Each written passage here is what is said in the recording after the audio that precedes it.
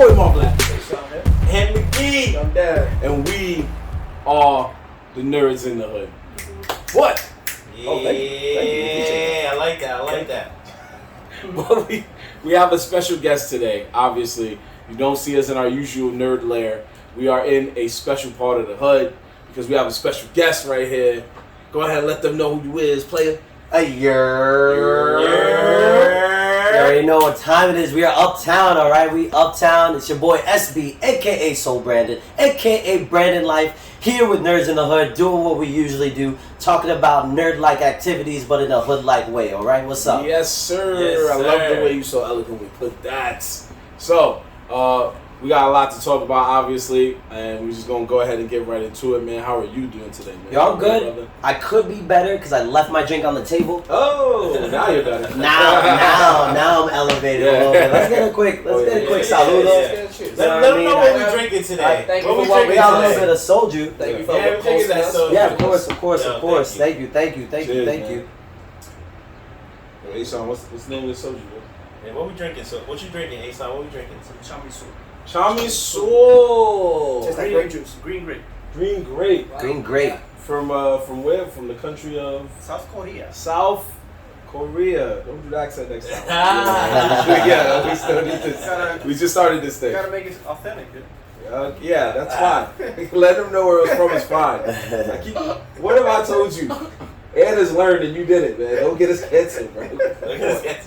Come on, we just got this thing. Listen, I know we're live, but I need a quick selfie. Oh yeah, that's fine. Yeah. You can selfie in the episode. We ain't the post of that. I love Yeah. I'll take that. I'm sorry, I'm a bird. There's nothing else I can do. I'm like, hold on, let me get a quick selfie. Nah, you good. So if you need a refill at any point, we got our boy Asan. You can just pass me your cup. Well, it's all good. Appreciate that, homie. But we do got to talk about first the big elephant in the room is that you have a big event going down this week. Hey, I'm so fucking excited. So fucking excited. Yes. Yeah, man. I mean, what's crazy is it's with the homies. I know y'all just interviewed El Bigotero, aka Uptown's finest recently. Shouts to the big homie. Shouts to Luigi, and he's obviously one of my partners for Video Game Amateurs.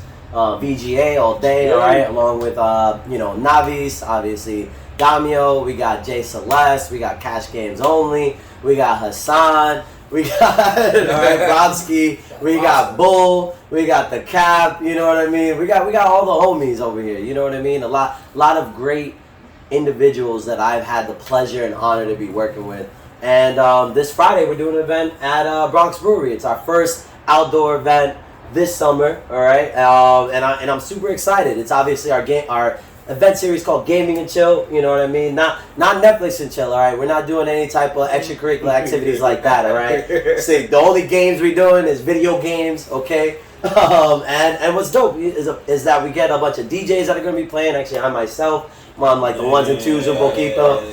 We got a lot of great guests that are going to be featured. Actually, also DJing is Cash Games Only. Haas can DJ, Maddie Lane, Ultraviolet. And we're going to also have a lot of different activation points, which we're still announcing, so I don't want to break any surprises out just yet. No worries. But yeah, it's going to be dope. It's from 4 to 11 this Friday, 6-10 at the Bronx Brewery in the Bronx. So I can get drunk for 7 hours and play video games? You know what I'm saying? It's good. And listen, we're an inclusive gaming community, you know what I mean? And thankfully, the Bronx Brewery is also a family-oriented type of location, so if you got some kids, feel free to bring them out. You know what I mean? We are kid-friendly as well. We're not out here wilding like that, all right? I think for us, gaming is a very great influx or a very great point for us to be able to connect with, that younger generation, connect with the kids, connect with other individuals. And funny enough, talking about kids, we've also been doing our Esports Bootcamps actually at different schools. We've done 2 schools so far, one in Staten Island and one actually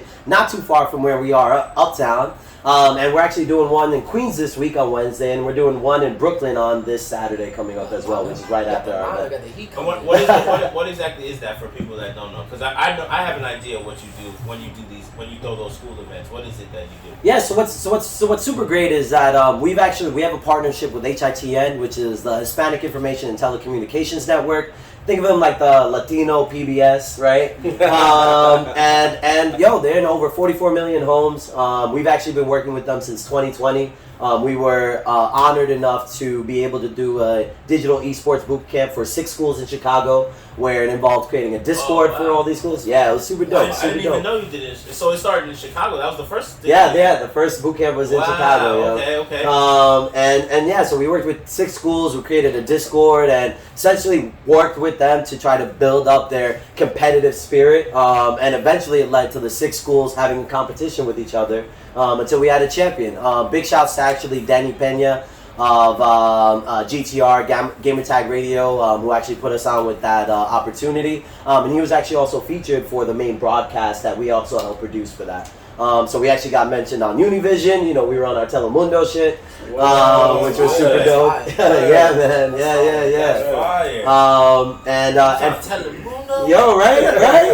You know, I sent that to my mom's. I sent that to her real quick. You go on Telemundo, you gotta send that to your mom's. Now, your mom, especially if she's Hispanic, she'd be like, yeah, you know, the news is cool. You on Telemundo. We on Telemundo. She believes. We on Telemundo. You feel me?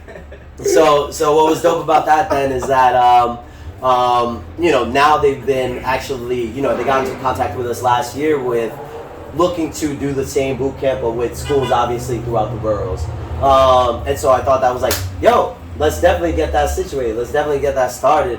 And you know, we've been honored to then work with them, and this one's in person, so like our last one was all digital. So we've been going out to the schools, and these are actually only like the intro sessions. So the actual boot camp is going to be happening when the start of the next school year, which is in September. So we're just coming in and letting them know, like, yo, you know, it's actually called the Conduit Program. So there's actually like a whole digital e-learning part to this that actually is also has a bunch of pro Smash players featured and trying to get them to build them up to like pro players. So shouts to Nakat. Actually, we met Nakat actually at Anime NYC last year.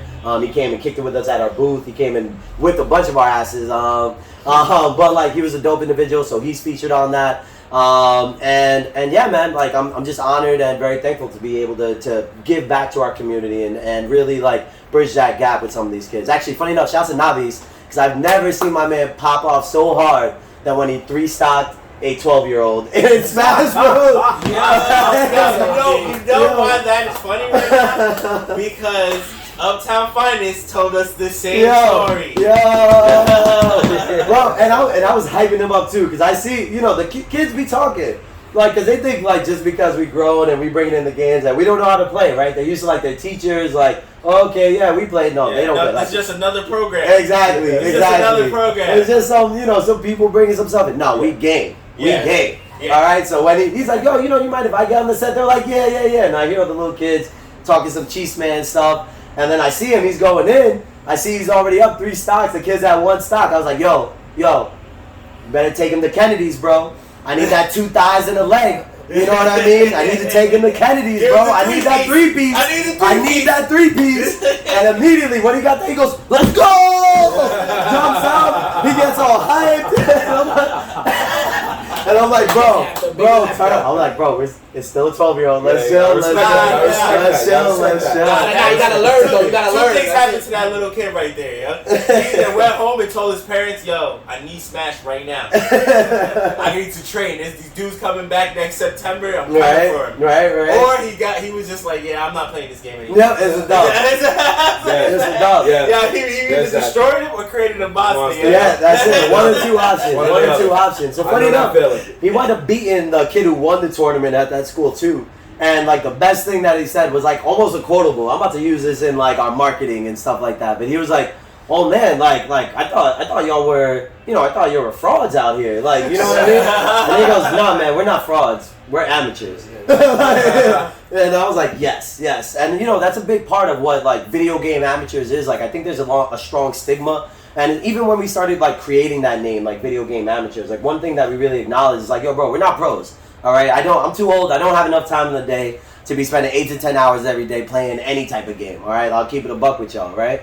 And so I know I can never reach that level. But really, what's in between an amateur and a pro? There's like I don't know any like title. I don't know any like phrase or word Right. I could really use, Right. which means like that only like you're either amateur or you're a pro, and that's the same thing in sports too, right? Regular sports is like that. That's true. And so we started to do a little bit of research into like the word amateur, and I think it results from like a French terminology, which actually means to do something for the love of it.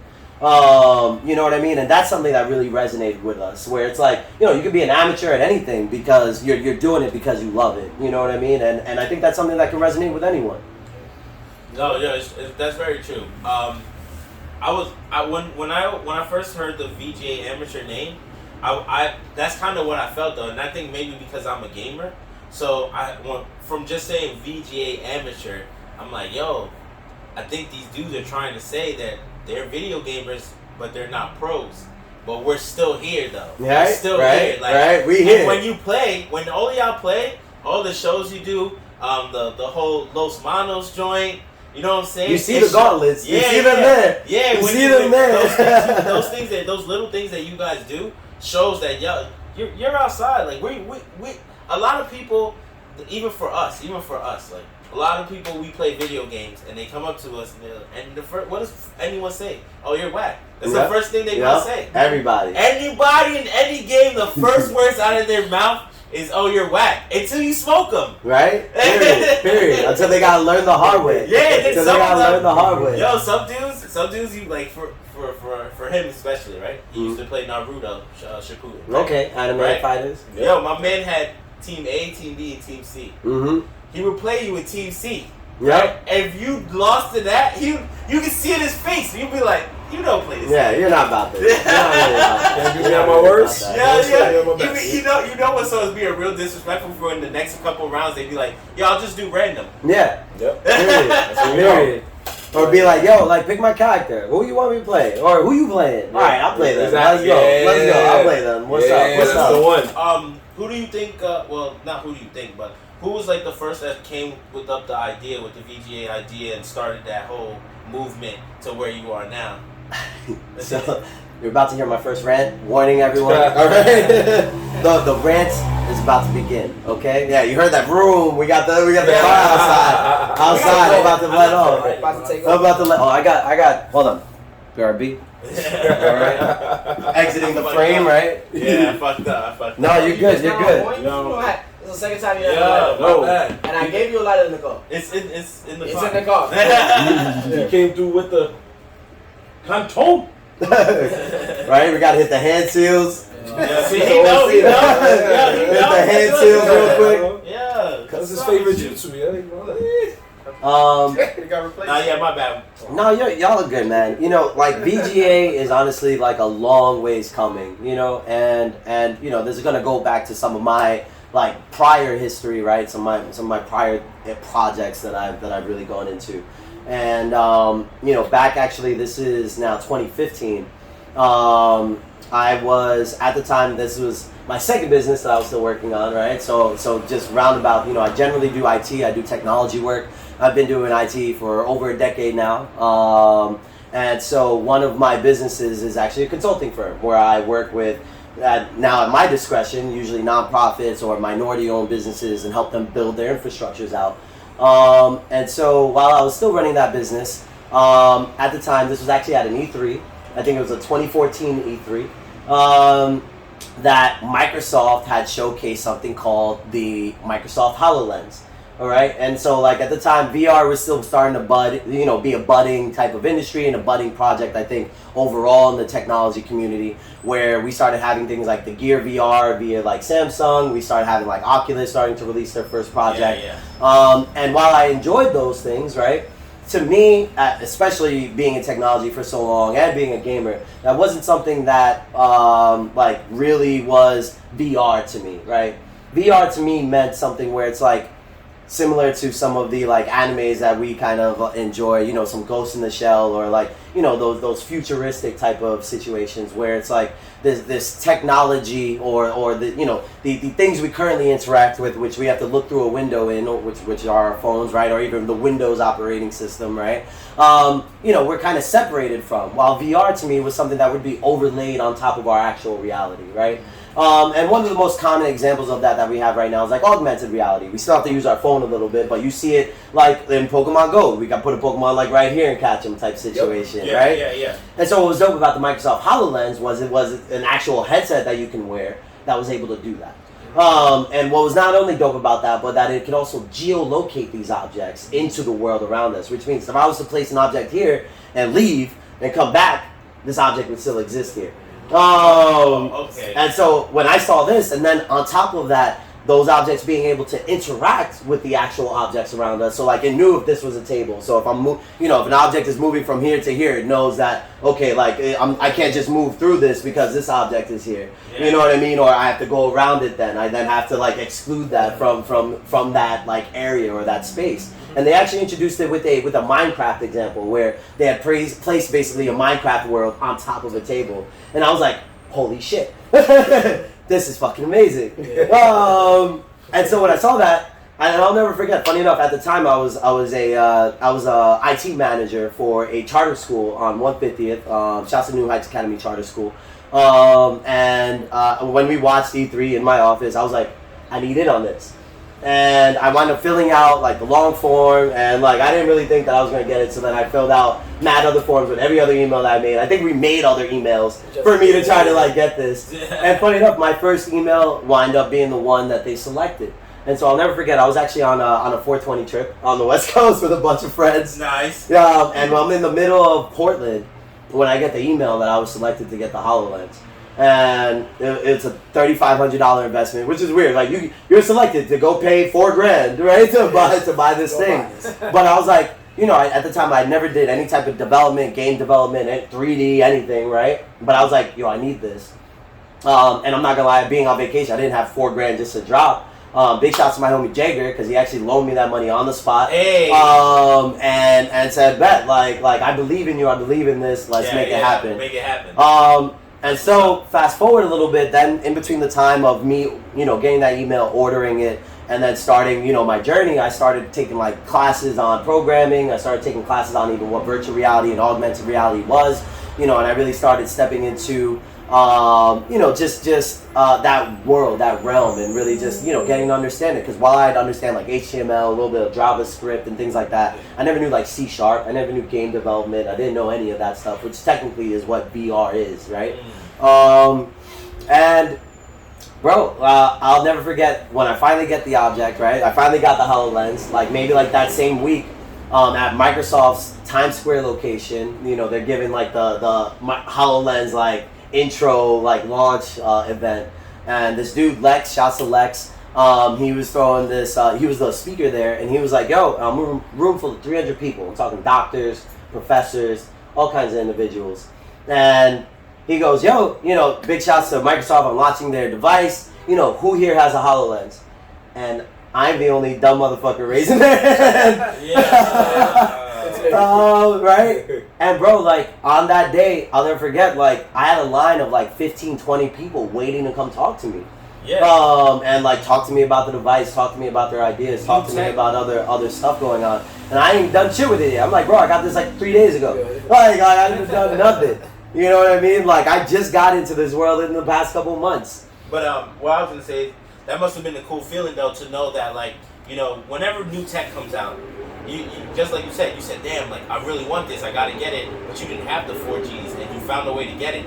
Now you're holding a tech that you have, you're not the only person that wanted it. Like so many guys wanted it, and just from you saying, yeah, I have one, now everyone's like, yo, this is the guy. Yeah, literally. This is the guy in the room. Literally. Like, yo, that 4Gs, this is what I paid it for. Right? And it's crazy because then with that, like opportunities came up. And so fast forward a little bit, as I started getting into these projects, as I started developing more, as I started learning more, the same dude who was giving that talk, Lex, I wound up working with him. The first person who was then throwing these learning sessions on how to use the HoloLens, I'm that guy now. You know what I mean? Who's talking at Microsoft's office, who's working in like the actual like movie industry like events, and now talking about how this could be utilized in different type of industries, and my own ideas, and then other people approaching me with their own opportunities. And that actually started now, my other business, which is called Pretend Labs. And Pretend Labs is mainly focused on virtual reality and augmented reality development. And funny enough, that's what led me to stream production, which is how this rant started, how we led to VGA, right? So one of the first parts that I realized was, that 4Gs, similarly with any type of VR, or strong VR content at that time, 2015, 16, 17, like you needed guac to drop to even take part in this. Take part of it. You know what I mean? Like a lot of that Oculus, even the Vive, which is something I had, was tethered to a desktop. You know what I mean? You needed the graphics card to even like take part in that. And now being someone who's in our community, you know what I mean, being uptown, I already started to see like, none of us are gonna be able to use this shit. None of us are gonna be able to take part in what this emerging technology is about. Until it's late.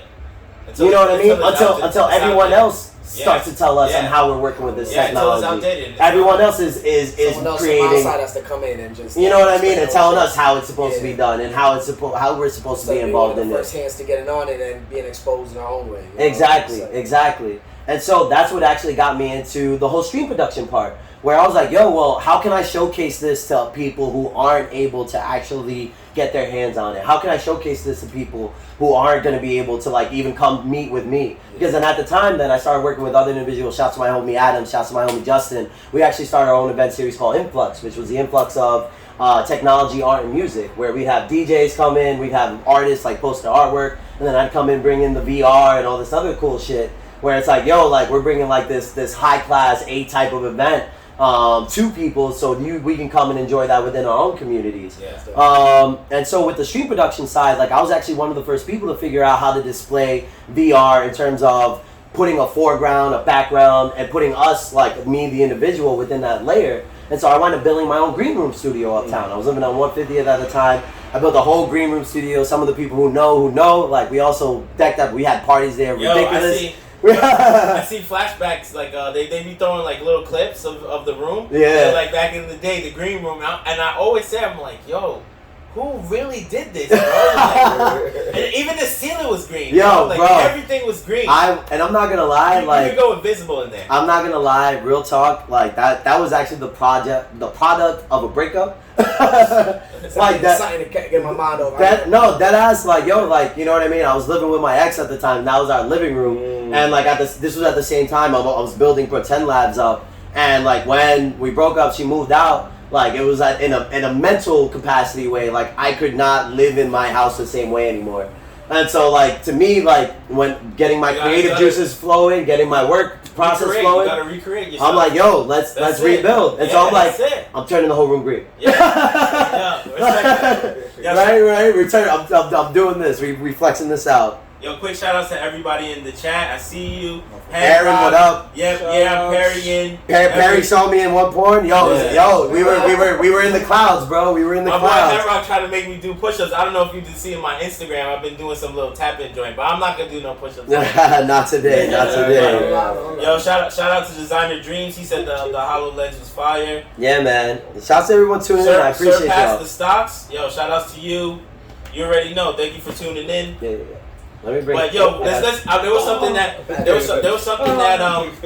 you said just now that I wanted to run it back. So you said you have pretend labs, right? Yeah. Pretend labs. So let's just jump into that because that's the first time I'm hearing about this. What is pretend labs? Yeah, what is pretend labs? Yeah, talk about that. Talk about that a little bit. So pretend labs. So as I mentioned, so my consulting firm, which is strictly based around technology, like doing IT work. As I started having an opportunity to, be in these spaces where people had ideas, I started working on ventures that, then were featured in like different types of events like called the Future of Storytelling. So I had a project that actually featured in this whole festival called the Future of Storytelling. We had a project that we actually produced and pushed out for Sundance that I was a part of the team that did the rollout. I was actually even working on projects for potentially even the Air Force, which I wind up deading.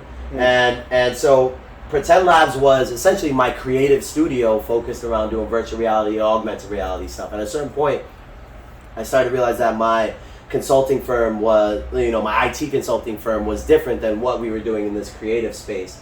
And I've been an entrepreneur, honestly, for a good second half of my life. My first business I ever started, I was 19. We had like a small marketing firm where we did like graphic design and web design for different companies. And so like this being then the third business, I was like, I need to have a creative agency that I can market out to all these opportunities that I was getting. And Pretend Labs wind up being that. So you were using it to create most of your own digital work, things like that. Yeah, so pushing out my own work. So like when I got into VR, which is crazy enough, I started to learn that I didn't know a lot of things. That's how you just right, starts out. right. And actually, can we use a different cup for me? Because I think that one's broken. So I'm gonna scoop up over here. Nice. Hey, yo, it's your house. Yo, shout out to Hawaiian. I see you. DeFonso, I see you. Shout out to Only Beanie Carol, 1906. happy birthday. Thank you for tuning in. Tony Bun, B Beans, B Dap. Yeah, so Everybody in the group chat, thank you for tuning in, like always. scooping up real quick. Everything that I learned that I needed to learn involving VR got real crazy. So like the first part I started learning was coding, learning how to code C#, right? We were downloading a lot of free objects, right, to utilize. Because at the end of the day, VR and developing for VR is the same way that you would develop, and even parts of augmented reality is the same way you would develop for game design. And so like I learned how to utilize Unity. Unity is like similar to Unreal Engine, right? So it's basically a game engine. And in learning that and using all these free objects, I was like, okay, well, one, in developing a virtual reality scenario, I need to learn how to do a background, right? And one, I'm not like a great artist, right? Like to make a whole backdrop. So that's when I learned, oh, well, they had these things called 360 cameras. And so like, funny enough, I think I have, let's see, a couple of them here, right? First 360 camera I ever got was actually a Samsung one. So two lenses. Could take 360 photos. What's dope is actually me and a couple friends were recording like a podcast that was unreleased, right? And we recorded it all in 360, which I still have all the footage for, and we recorded it on this dude. This dude is like if I remember correctly, I think a 2.6K, which sounds like a lot, and it is a lot if you're only using one lens. But when you take 2.6K and stretch it across, right? Now it's actually a lot less. Like we're actually a little bit under 1080. You know what I mean? At that point in time. So then eventually, I upgraded to another camera. This is actually a Yi 360. And this Yi camera does 5.7K. So we get a little bit more than like 1080p on that, right? And this actually really became super dope, right? And what's great is I then just started showcasing, taking 360 photos, doing 360 video, and getting individuals involved to like, hey, like this is kind of dope as a creative, platform. And then, and so now I'm doing show and tell, right? I said I was gonna get to show and tell eventually. Yeah, fuck it, go ahead. You good. Now I gotta reach and tell. You know what I mean? When you come back, I'll tell you. I gotta step back here real quick. This is what we do. We have guests on, y'all. We have fun. Because this is all really interesting, especially for me, and I bet you there's other people that's viewing right now that they're not really familiar with the VR world. VR world is something that is available, but yet still hard to obtain. Like not a lot of people are playing VR. Like you can go to the arcade and you don't even see that many VR games. Exactly. But there is places that's working. Oh, that shit. It's the depth. So then eventually, as I continued in my career, right? Then we stepped up to this. This is the Incident 360 Pro. This is 8K, 6 cameras, 3D, 360. So I immediately think that he's a Jedi right now. This is shit they practice with. So you can tell me you're a Jedi.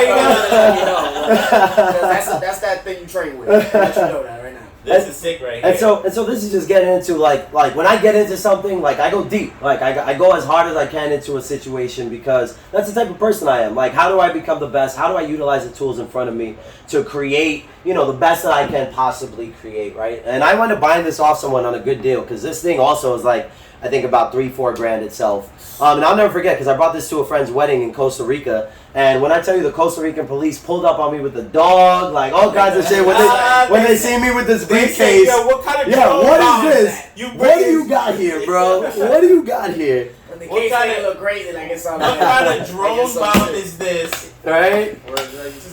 And so what's dope about that is that, this was all just to create backgrounds for VR at the end of the day, right? Yeah. Create something that was, something that I thought would be useful in creating a total VR experience. And one of the things I thought about really was, how do I bring the real world into the digital world, right?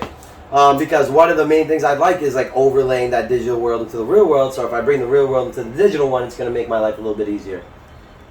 So then I had that same idea then with 3D objects. So now that I got backgrounds done, we're good on that, right? I think I've went as far as I could with doing backgrounds.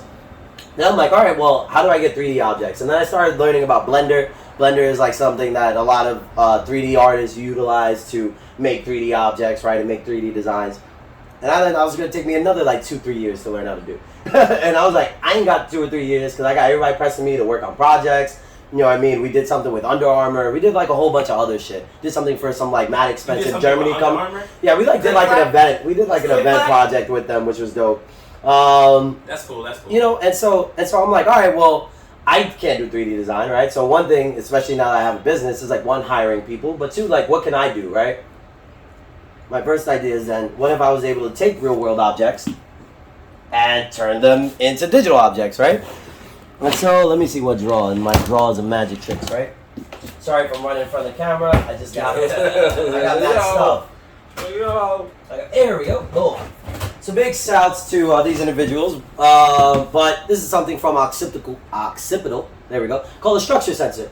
And so what's cool about this is a little object that connects to an iPad, and essentially allows you to scan a real object. And what's dope is then this allows me to basically create a 3D object from any real object I have, and then I can code it and then make it do shit, right? Rig it up and take time out of my life that'll make my life way easier to create anything, right? And to work on whatever projects I want to do. The whole object. Yep. So actually we can check, you know, I can actually put it in the chat, but sketchfab.com/pretendlabs has a bunch of different objects that you can find, and not only objects but people. So funny enough, I'm actually going to be bringing this to our event, our VGA event on Friday, and we're going to do live 3D scans of some of our guests, so that you can have your own little 3D scan of your own little bust that you can then take and do whatever you want with. You can even get it 3D printed and make it look dope. Scan this blunt. Yep. 3D print that shit. You Be like, yeah. I could probably 3D print some fire ass pipes. I promise you that. That's cool though, and that event is on June 10th. It's gonna be at the Bronx Brewery. Yep. This is, like I said, this is not your first event at Bronx Brewery. I've seen you do a couple. That's what I love about the brewery, because the type of events that they hold, like that really includes their community, and with just like regular, like everyday type of person can go to, and it's matchup. Yeah, we're fucking, you know, we fuck with Bronx Brewery heavy. Yeah, shouts to Bronx Brewery. Yeah, Big shouts to Bronx Brewery. We've actually got we've got reshared on their Instagram. Nice. And then we've gotten a couple of their beers, and we put them in the couple like an episode. You know, we were just drinking it, and they commented on that. Like a little taste test. Yeah, they commented on that. But actually, funny thing, that episode happened because we went to the VGA thing, and I bought multiple 8-packs. I mean, multiple 4-packs. Yeah, to bring back to the crib. That's dope. Yeah, but we went for your event. That was also Nerdz in the Hood's first like outside. I made a whole little video. You can check it. It's on the I Reels. remember it. Check the page. It's on the Reels. Yeah, you were DJing there. Right? Yo, that was like the first time like we like linked up and then chopped it up for a little bit. Yeah. I had known you through Cash Game Supreme. Right? Shouts to the homie. Yeah, Cash Game Supreme at that time I wasn't even part of the VGA team. Yep. No. He was just the homie. Like we were all just the homies, and then he invited me to the thing because he knew what I was working on, and now he introduced me to you and stuff. And now, look at now. So, now we chopping it up, yeah, man. We chopping it up, man. So, all right, I'm almost done with the rant. I told you it was a long rant. I didn't even get to VGA yet. I didn't even get to VGA yet, and then so that we could just move on with the whole scenario. You said you talked about continue. No, it's because I interrupted you. I wanted to know about the studio. Yeah, because I had never heard of that. I didn't even know. Like, I think maybe once someone had mentioned it to me, but I didn't know that was something that you had created and what you were working on. So, congrats on that and how you do your thing, because you're also, it sounds, from what I understand, it sounds like you're a lot self-taught. Oh, all day. Yeah, self-taught. All this VR stuff, all of this is, you're just doing your own research and you're grinding, bro. All day, man. Yo, so I applaud that, bro. For real. I appreciate that. No, but continue. You were saying something about. Yo, I mean, so imagine doing all this, right? Spending all this guap, like doing all these things. I'm working on these dope projects, and in the midst of all that, I completely lose passion in all of it. Yeah. Like, And I'm like sitting here like, why? Like, why am I losing passion in this? Like, something that I've obviously not just spent a lot of time on, a lot of money, have a lot of opportunities, start a whole nother business on it. Like, what the hell? And that's where I really started to look at, like, the things I was working on, the people I'm working with, don't align with me. Like, period. Yeah, yeah. You know what I mean? Like, it's not fitting. Even the projects I'm working on aren't interesting to me. Yeah, and even though it's great, even though we're making bread, even though all this other stuff, like, this not being in alignment with me was not fucking with me. Yeah, yeah. You know, to a point where, like, I really had to, like, dig deep and look at myself and be like, yo, like, maybe I should stop doing this. You know what I mean? Maybe I should really take a step back and just say, like, nah. Like, you know what I mean? Like, and that's one of the hardest things I've done, right? Imagine doing all that work. Sorry, this water ran through me. No, go ahead, bro. This water ran through me. Well, like, taking all that time, taking all that effort, and then just being like, nah. And that's exactly what I fucking did. And on saying nah, right? I sat back and said, okay, like, I stopped all projects, I stopped all forward progression, I stopped everything. And Was that him? That's all. And with that, I said, okay, like, I'm just gonna take a break. And one of the only things I then decided to do was, like, work on projects with individuals that, you know, I aligned with. And so one of them was actually Steve Lucen. Shouts to Steve Lucen, Support Creativity. He was doing, like, an event at the time for Support Creativity, which is a nonprofit that helps fund creatives. Like, they give scholarships every year. They give scholarships to undocumented creatives. They give scholarships, obviously, it's usually within the minority community. And so I really wanted to support that. So I brought, like, my HoloLens out, and we did, like, a little activation point at his event. And, you know, so outside of working with him and maybe a few one-off people, I, like, stopped everything for Pretend Labs. And so eventually another E3 came into my life. And this E3 was when Dragon Ball FighterZ was announced. Hey. And Dragon Ball FighterZ, so, like, obviously when I was learning all this stuff, I had to stop doing something, right? Like, something that takes a lot of my time, I had to step away from. And one of those things was gaming. I've always been a really big gamer. I've also always been a competitive gamer. Hold on. Outside is outside. You already know. Uptown is uptowning. Town's uptown. It's a city in the summertime, baby. Okay, there we go. There you go. But, you know, Dragon Ball FighterZ was announced, and because I'd taken a step back from gaming, like, I hadn't really done it in so long. But when I saw that was, like, the pinnacle Dragon Ball Z fighting game that I feel like anyone who has played any of the old Dragon Ball fighters, you know what I mean? Played Ultimate Fighter, played fucking Budokai, played Tenkaichi, played Budokai Tenkaichi, right? Played any of these things, yes, sir. right? Even though those were good, those were cool. Honestly, what we wanted was Marvel vs. Capcom X Dragon Ball Z, and that's what Dragon Ball FighterZ fucking was. All right. Yes. And so when I saw that, I was like, I bet. Well, you know, listen, guys, it was me, it was myself, my dude Alex. Shouts to Alex. He's out in Cali right now. And my dude Damien, who's one of the founders also of VGA. We were all in the office. I was still also at New Heights Academy Charter School at the time. And we see this, and I'm like, yo, we need to play this. And they're like, yeah. And I'm like, well, listen, I got all this shit in my crib. We're going to play this. We might as well stream this. Yeah. Right? And so I'll never forget, Dragon Ball FighterZ was released. We there in my crib. And I'm like, all right, bet. Like, before we even start playing, let's go to Twitch and set up an account. And I'm like, all right. So we had a couple drinks. I'm like, yo, so what's our name? Me and my dude Alex like, yo, we should be like the super pros. And I'm like, bro, chill. Yeah. All right, because they're going to find out real fast. We ain't no pros, my guy. They're going to know immediately. Somebody's going to turn the game on and be like, man, let's play right now. Right? Like, nah, this ain't it, right? And so immediately I was like, well, let me look up other things that are like pros but not pros. Eventually we get to an amateur.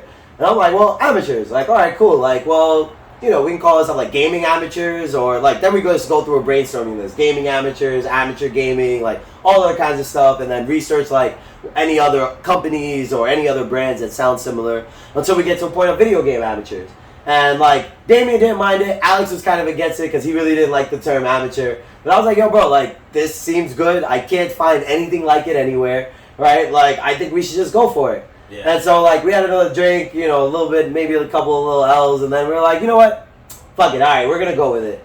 And so I literally went down to Microsoft Paint, and made our first ever logo, right? Which was just me fucking around, creating mad little different stuff. Even though I knew Photoshop, I've been working Photoshop for dumb, but I'm like, I'm not spending that much time on this right now. Like, we just want to go live and play.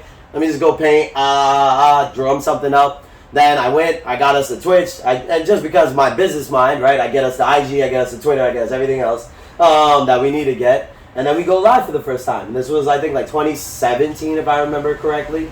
Right, 2017, maybe 2018. I think the latest, actually. No, 2018, excuse me, for sure. And then it was just like whenever they would come over after work, I would just turn on the stream and stream it. And that's kind of how it was for that first year, up until Smash Bros. Released.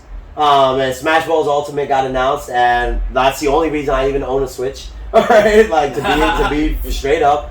And, I was still cool with Luigi. Like, I'll never forget the first time I met Luigi. Well, me and Luigi have been through the Uptown scene for almost a decade now, running into each other, and my drunk ass would see his mustache and be like, look at you, you're fucking Luigi with a mustache. This is hilarious. But, like, he always showed that good love, that good energy, that good vibe, up until we wind up going on Mad Decent Boat Party, and we wind up connecting real heavy there. He actually showed up for my hip-hop karaoke. I did a hip-hop karaoke on that. Where I did Party and Bullshit by Biggie, and I actually wound up winning. I won that too. That was super dope. And so like when I was actually leaving one of my cribs, he actually came over to my house and brought over a fucking GameCube and beat my ass in Smash. And I was like, you're not like, I can't let you leave like this. Like you're stuck with me now because now I'm gonna pull up on you and come beat that ass. You know what I mean? And he's been stuck with me ever since. And so like, immediately when Ultimate's announced, I hit him up. I hit up all my old bros. Like I got like Yusef is someone I've known for probably since I was like 17, 18, right? I've known Yusef. Like all my other homies. Shouts to Greg Nice. Shouts to Pat. It's Greg Nice and the whole Fake Gamers team. Shouts to all the homies on that side. Greg Nice, Crystal Ma, Wee Wee Doodoo Man. Obviously my man Perry, Dirty Dan. All right, the whole family on that side. Like I've known them, so we hit them up. Obviously, Ivan was also one of the people. Ivan I met from Smash too, right? So he used to work at Samsung, and he was helping us with a phone situation. I found out he was playing Smash 4 at the time, and I pulled him on. I'm like, yo, bro, we can do this on our DS right now, and I beat his ass. And I'm like, that was like anime style. When you pull up, beat someone up, and it's like, all right, now we're friends now. Like, that's it. Like, now you're stuck with me. And so we hit everyone up, and because I was a long-time gamer, I have a few plugs in the city where we can get games early. And so we wind up getting Smash about a week early. And so we basically throw like a pre-launch tournament at my green room crib. And we had like close to like 20, 25 people show up at the crib. Even some people we didn't know. Oh, shit. Like showed up and to like, cause we made it a small tourney, like friends of friends of friends type shit. Yeah. And actually that's where we met DLC, the whole DLC people. Shouts to Ed, shouts to Jackie, shouts to the whole fam on that side. Right? No, you're good. So that's where he came and beat our ass and then bought us pizza with our own money. But like we threw like a pretty dope. That's the best. Right? We threw like a pretty dope like tournament, and then that's where like a bunch of the rest of the team came on and was like, yo, like I'd really like to help with this initiative. I'd really like to come jump on the stream too. Ivan was down with that. Damon was down with like getting his own rig and starting to stream. Luigi obviously was like, yo, I'll come over. At the time I lived 3 blocks away from him now, so he's down to like come over and come stream at my house. And that's where like us like really started to get together as a team and start to like build what is Video Game Amateurs today. Yeah. And that's where we're at. And that is the origin. That's kind of how I feel like a lot of these businesses start, right? Like it's friends just having ideas, and then one of them finally being like, "Let's do it. Yeah. Like let's go. Like we can do this, bro. Like let's make the accounts. Let's fucking like play the games. Like in that sense, right? Yep. I've said this before too. Like if think about all the games we played, right? All of us, right? Throughout your lifetime. I mean. If we were to start streaming the minute Twitch had dropped, we would all be balling right now. And this is where I say that's like a Bitcoin. I say yes and no. I say yes. We wouldn't have been professional gamers, like in the sense of like we'll make it to like Team Phase or one of those. Like I personally know I'm not that good of a gamer. Yeah. But I do feel like we would have figured out the content part Yeah, Because we're, sure. we're creating content now. For sure. We just never took the jump back then. You get what I'm saying? So like, I do get where I do get what you're saying, where you're like, oh yeah, you know, we just got into it. Like we just bought it. All started with Dragon Ball Z Fighters. Like we just started, yo, let's make a Twitch, let's get it, let's do it. Yep. And I feel like that's how Nerdz in the Hood started. Hey. They made a phone call one day and called me and said, yo, we got an idea. You want to be down? I'm like, all right, let's do it. But I want to bring this to the table. And that's how it went down. I like that. You know what I'm saying? But since we were talking about games, let's just continue on that. What games are you playing right now? I mean, I was stuck in the Elden Ring world for almost 200 hours now. Okay, hold on. Wait, hold on. Have you beat the whole game? How long? Like Have you beat the game? Right, we'll start with that. I'm actually still on the last boss right now. Like literally on Radagon and the Elden Beast. Like and that was like 2 weeks ago. It's just been a busy 2 weeks. Like so I meant to do my intent. Like I can get through Radagon easy. I just got to finish learning a couple patterns of the Elden Beast, and then it's a dub for him. Like his ass about to get washed too. So I'm like probably 1-2 good playthroughs until I'm done. What do you think of the game? Fucking fantastic. Probably like one of the best in the past. Fucking fantastic. Man. What if I told you we know someone that platinum the game? What if we told you we know somebody that said what you just said was a breeze for them? What you said, Radagon? Radagon, sorry. My man right here has beat the game, platinumed the game in a month. I love that. And we were trying to tell him to stream it. Oh, yeah. Yeah, right? But this guy right here has platinumed the game, and I tell a lot of people, start that from the jump. A lot of people, when we talk about Elden Ring, and I tell them they platinum, they instantly like want to talk to him on some like, so how did you beat this part? Yeah, let's get this trophy. We have this one friend, Montez. He comes on the show. Shout out to Montez if he's in the chat. He comes on the show often. He found out he platinumed the game while on the show, and he out loud said, he was like, "Nah, I'm gonna go platinum my shit tonight." Right? And I thought he was joking. The next day, he called me like in the afternoon. Like it's done. I said, "Bro, did you go to sleep?" He said, "Nah." He had to go handle the biz. Nah, he went straight. He had to go handle the biz. Hit that power button. I said, fuck it though. Yeah, man. I mean, like honestly, I've completed everything else in the game already. Like, and I've just taken my time with it.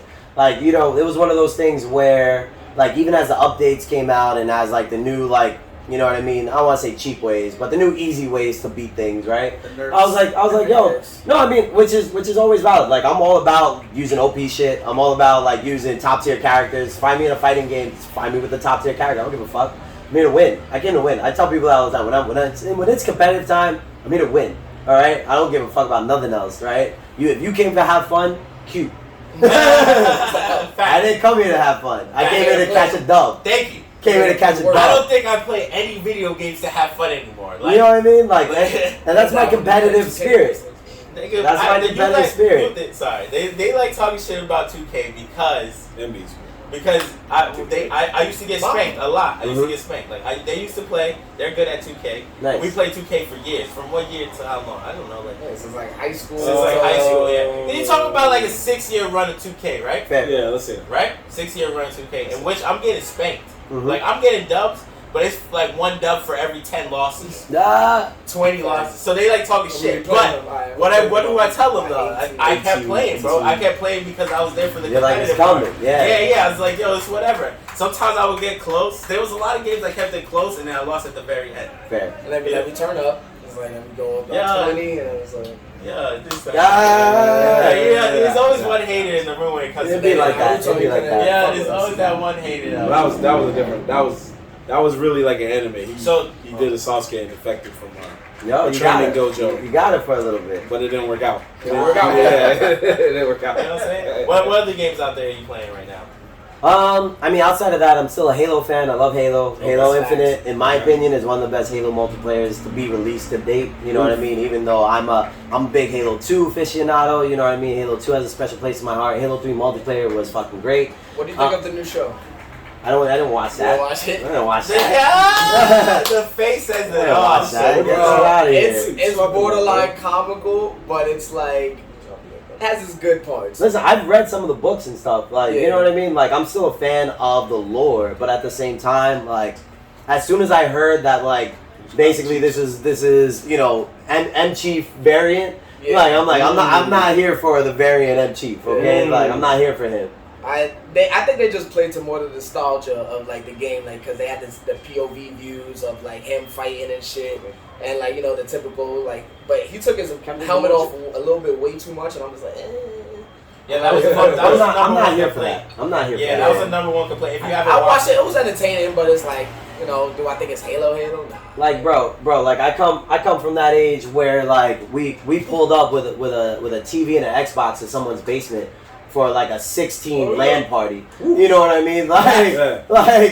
Like, fuck out of here. You tried to tell me about some dude taking off his helmet. I've never seen Chief's face in my life, and to this day, I'm not seeing Chief's face. Fuck out of here. I remember those days, bro. I That is a have fact. had LAN parties at my crib where 4 or 5 dudes is pulling up and they're bringing their whole TV and the system. It's not like they're just bringing their system and you guys are running it together. No, the TV gotta come with it. TV too. Ethernet cables. Don't screen watch it. Yeah, Don't screen watch it. Fuck out of here. Yo, word. Yeah, you watching on the map like I used to do Gears of War like that too. Yeah, Gears of War 4-man team. Yo, in the same room is lethal. If everyone's in the same room, you just yelling. Yo, it's over, bro.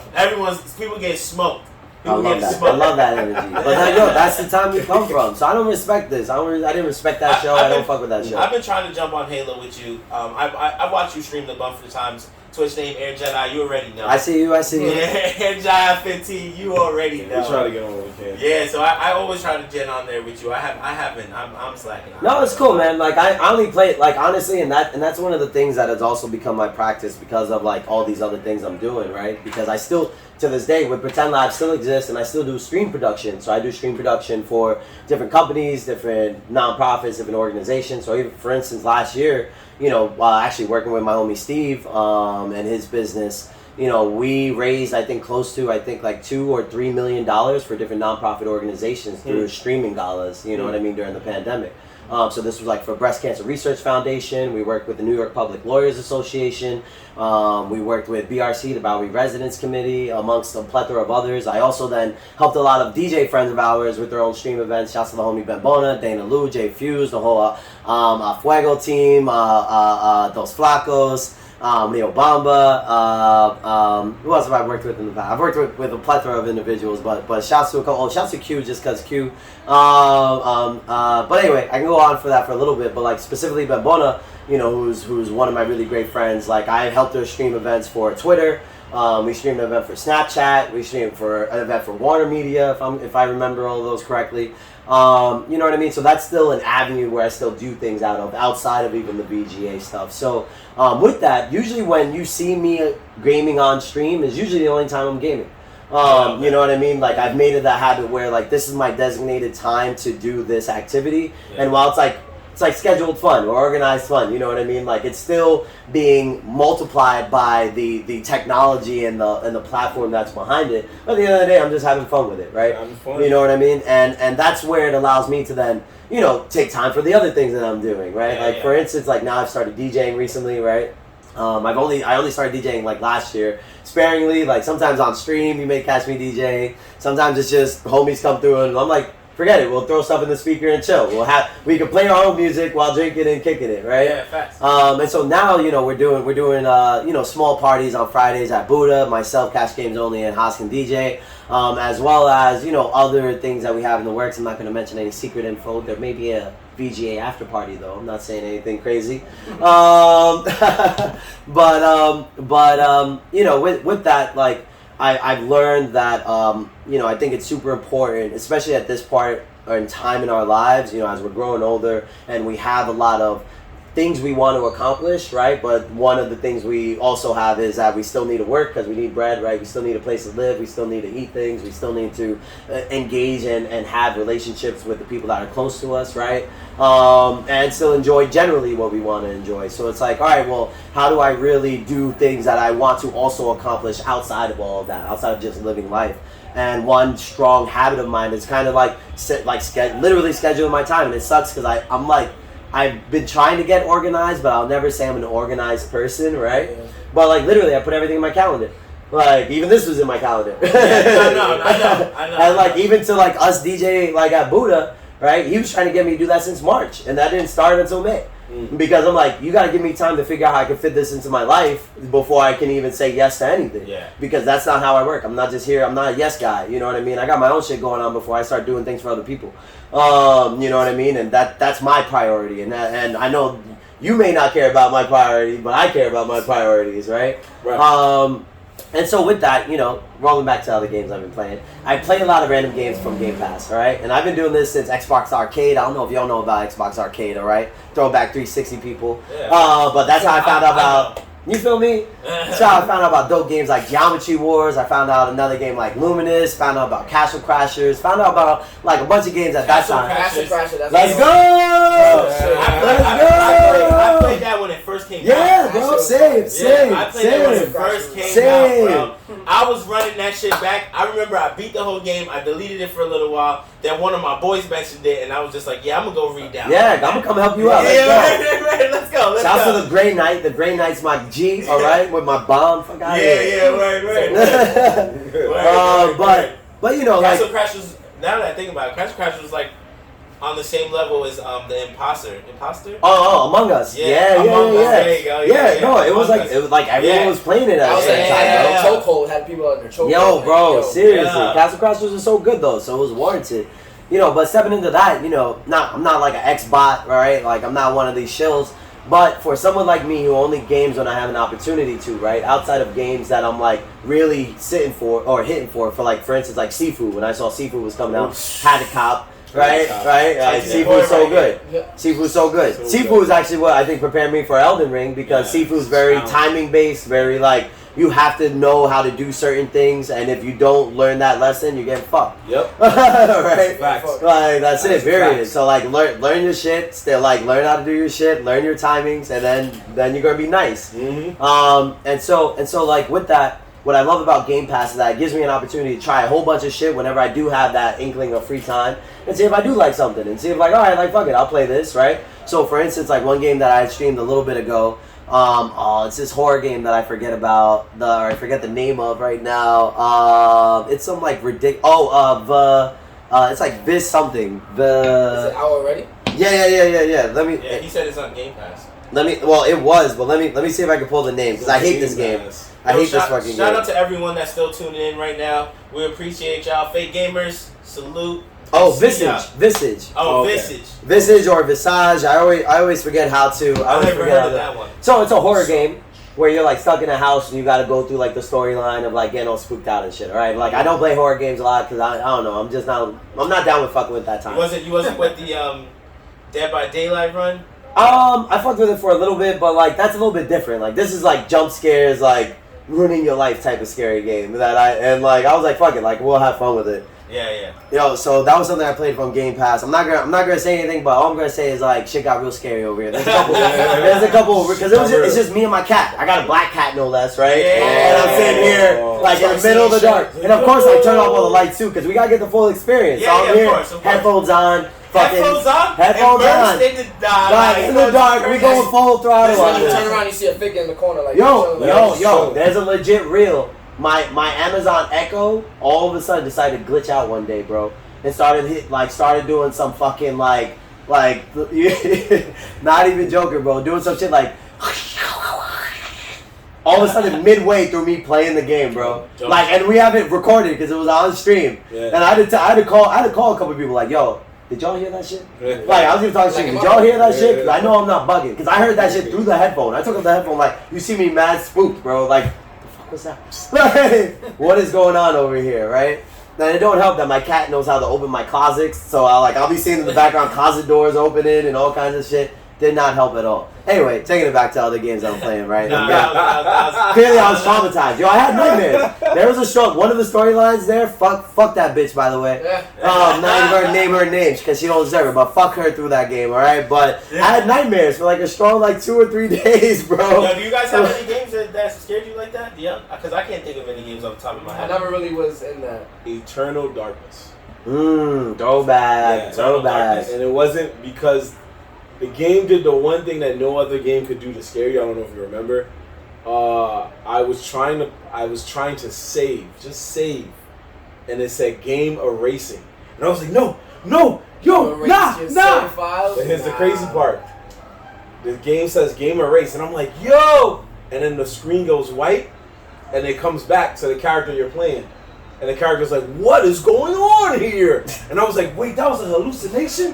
Nah, I was like, I'm not fucking with this game. They scared you into thinking you erased your file. They did the ultimate. The ultimate fear. Ultimate. That was a mind fuck. Cause I really thought, I was like, if this should erase my file, I'm not touching this game no more. I don't want to start from where, from the beginning. It's like it's a dub. But once I saw that hallucination, I said, this game is good, but scary as hell. That's scary. That's fucking hilarious. Alright, we're gonna shift it a little bit. We've been talking about video games for a little while, so I noticed this in your house. Before we shift. Oh. I have one question. Is Elden Ring your first Souls game? No, so I did play Demon Souls, the remake on PS5. I played it for exactly about 10 hours, and I played it on stream. And those who know, but never the fuck again. All right, all right. I'll never forget the day I stopped streaming that game. Was the day like I played. It was like my 5th stream, and when I realized I had 10 hours in, and my save file said 1% complete. I was like, you tell me 10 hours of my life was 1% of some game? Fuck out of here. Take this shit out of here. You know what? I don't have to tell That's why I was like, no. That's why I don't play those games, bro. I don't even No, and honestly, that like that's what made me hesitate even getting Elden Ring. But the more I kept seeing stuff about it, the more like I heard about it, the more like you know what I mean. It was one of those things where it's like I started to get an itch. I'm like, I got it, like yo, and I'll never forget because I was like I was chilling over here actually with shouts to Jess, shouts to Jess over here, Jay Selly, aka Evan Jess, right? Jay Selly. And we were chilling, and I was like, yo, I'm about to buy Elden Ring right now. And then she's like, buy it. And I was like, nah, fuck that game. She's like, no, you're gonna buy it. She's like, just buy it. And I was like, nah, man, after Demon Souls did that bullshit, like, I'm not buying it. I'm not buying it. Hour later, I bought that game and I started playing it. And so actually, after like playing Elden Ring for so long, I'm actually gonna go back and stream Demon Souls now. You should. Yeah. I'm actually gonna go back and now I'm coming back with. Now I'm a veteran. Now I feel like 200 hours of defeat has brought me the reassurance that you know what, fuck you, Demon Souls. That's a true ass statement right there. 200 hours of defeat because there's a lot of defeat in Elden Ring. Bro, there's a lot of defeat. Bro, I counted at least like 60 to 70 deaths on Millennia.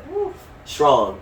I've been watching him stream when he was playing well, not stream, but I was watching him at the house a couple of times play, and he just kept fighting this one like area, right? He kept going there, fighting, he would die. I'm like, yo, bro, what are you doing? He's like, oh, I'm just trying to mine. I'm just trying to build up points to get my souls so that way I can upgrade my armor. I'm like, so you're not even playing the game? Yeah. Like you're just fucking practicing? Yo, so getting ready. So, you know what? So gotta get ready for the boys. This is where I pride myself in saying I've actually never farmed in my playthrough. Yeah, there you go. Farm. You know what I mean? Like that was one of the situations where like I enjoyed the game so much that I was just down with playing it my way. Like and playing it through that way, you know what I mean, and learning the tough lessons where it's like, okay, like I can't do this, or okay, I can't OD, or okay, like this is how I'm deciding to do my playthrough after like still doing my research and still finding out what's good. Like I'm not gonna lie, I'm still using like the best summons, like you know what I mean. I'm still making sure I'm using some of the best weapons and shit. Of course. You know what I mean? Because I still want to max out, of course, like and not sell myself short. But I'm still gonna play through my way. I mean, I'm not gonna farm at all. I have not farmed once. And like I pride myself in saying that. Like, no, I'm just gonna run it through my way and then just keep pushing it. You know what I mean? And I've beaten everybody. There's no one that has not been beaten. I've beaten almost every single fucking cave as well. Like, you know what I mean, or dungeon, quote unquote.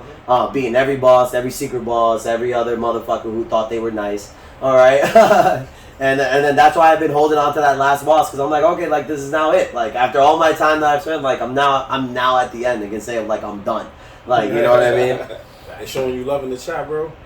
Hey, there she is. What's up? Make sure you saw that. Go ahead. No, yeah. I was saying the same thing. I was about to say that.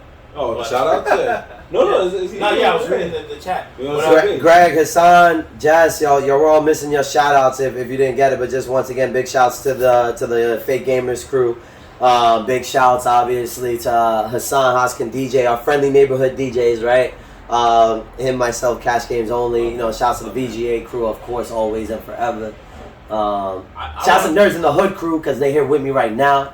Yes. Right. I just want to say shout out to a lot of you guys out there that are in the chat. Hassan, you, Greg, Nice. These are all people I need to say out loud. These are all guys and a group of friends that I've recently met y'all. I met y'all within the last, I want to say, year, since after the pandemic, right? Yeah, when man. everybody started going back outside, and I started following. At that time, I think when I first met y'all, I don't even think I had started Nerds in the Hood yet. I was just checking in, like on stream shit, and I was just just following watching in. streams, and then they came with the idea, and because I had watched y'all and had like seen all the movements that everyone was doing, I was like, yo, we could do this, bro. Yeah.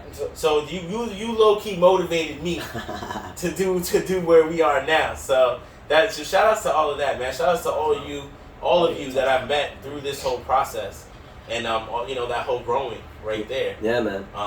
I appreciate that. Yeah, facts, bro. But more learning about you, since this is what we do in Brandonlyfe. So, we're gonna shift off the games for a little bit. I was gonna jump over and say, like, they can't really see, but on the top corner right here, my man is a heavy Gundam model builder. Bruh, we can take So these we're gonna talk a little bit about these Gundams. We can take these. I love this because he got show and tell everything right now. Let me get the camera. You see this? You see this? Hold on. When you see this, right here, Gundam Base Limited. You can't get that. You can't get that out here, all right? You can't get that. Japan only. Yeah, okay? Get it together. This is all clear. All clear. All clear. There's color on the box. Ain't no color on my model. Ain't no color on my model. Recognize that. Color on the box. A-Song got that. No color on my model, all right? I got the OG. He got the OG. The titanium finish. You got the titanium. See, you got the finish. I got the clear. I got that clear. I like it clear. I like to see through it. I think if anybody's going to talk to you about Gundam kits, it should be our resident Gundam expert. Yeah. Gundam expert. How are we? I can't sit here and talk about it, act like I know. In case you don't know, I got that Hello Kitty Gundam collab right now. When I saw that shot, I was like, yeah, that's so fire. Someone asked us, I'm ready a little bit. But is it Gundam? Yo, funny enough. But is it Gundam? One of the most famous things. So we also have a podcast called The Save Point, and one of our like famous quotes was when we were talking about animes, and Alyssa, shouts to Alyssa Rosa. She was coming out. She was like doing like a Gundam, or not Gundam, but an anime versus, right? So like this versus that, this versus that, this versus that. I like and that. so she brought up and a really good one too, Attack on Titan or Gundam. Oh. And let's go through it. I want to hear y'all answer. Wait, hold on. Which Gundam though? No.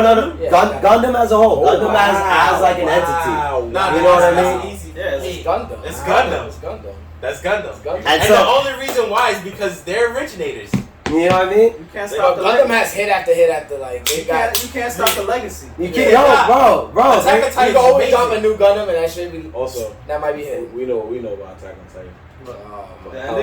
I'm actually a fan of the ending. I like Attack on Titan on a whole. And like I love Attack on Titan. God bless you for that. And actually, funny enough, and y'all can tell me how you feel about this. Okay.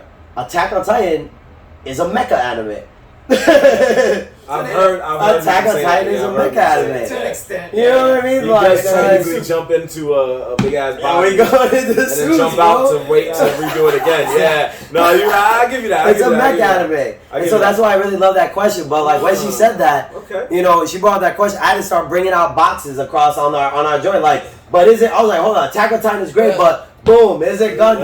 Is it Gundam? Let him know. Is it Gundam? Let him know. Is it Gundam? I got a Gundam mug, all right? I got the Gundam shirt. We got the Gundam on Gundam, all right? We got the Gundam models throughout here. All right, we got the Supreme Gundam. I got the Gundam sneakers. All right, like what more Gundam do we need out here? Come on, get with it, get with it. Now it's Gundam. Right? I don't know, man. Go ahead. Ask him something. Our really expert good argument. Gundam builder. Oh yeah, go ahead. Go ahead, yo. Hit him up. We're not gonna start like the building. We're gonna start at your favorite Gundam series. Ooh. I mean, forever, always in my heart, and I have a small story with this, but obviously Gundam Wing. All right, Gundam Wing was the first Gundam I feel like a majority of us got into it with. Hero Yui. That's true. I fell in Hero love. Yui, the god. That's how I fell in love. All right? We had a question not too long ago where they said where did it all start, and I said it all started from Toonami, Dragon Ball Z, Gundam Wing. Those were the ones. That's those it. Were the ones. Shouts to Sailor Moon, too, because Sailor Moon Sailor don't always Moon's beget dead. love. Fucking shouts to That's Sailor Moons. Fighting evil by moonlight, winning love by daylight. See, everyone knows it. Everyone knows Let's it. go! Never running from a real fight. She is the one named Sailor Moon, okay? Yeah, he said, your boy said that yesterday at the barbecue. He said at the barbecue. Yeah. Alright, we gotta show her love, alright? Definitely know the Japanese version. Right, mind you, if I'm correct, the person the person who created that is married to the person who made Yu Yu Hakusho, and also made Hunter x Hunter, which was on hiatus, which the manga's just about to come back again. The anime's all right. That's fine. But bringing it back, Gundam Wing forever, all right. Speaking about forever, what else is forever? The Endless Waltz, all right. That Endless Waltz. Everyone knows Gundam Wing with the fucking feathers and shit, all right. Yes. Endless Waltz, all those customs. All the customs, godly, all right, burned into my memory forever. And funny enough, running back to that storyline where I had my ex living with me at the time when we were first moving in together. I used to carry this 50-gallon blue tub of like shit throughout my years, like as I was growing up. So like when I was in elementary school, we as a class made like this time capsule where we like put everything in this 50-gallon tub. Everyone puts one item, and then like we did that in first grade, and then fifth grade we like come get it and then see all the shit that we had in first grade. I thought that was a brilliant idea, so then I made my own since middle school, where like and basically everything within this little 50-gallon is what I will keep throughout my life.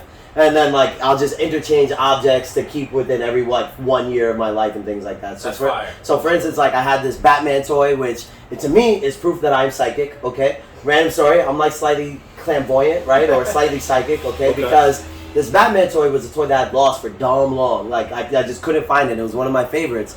And then I went to sleep and I had a dream that it was under the couch.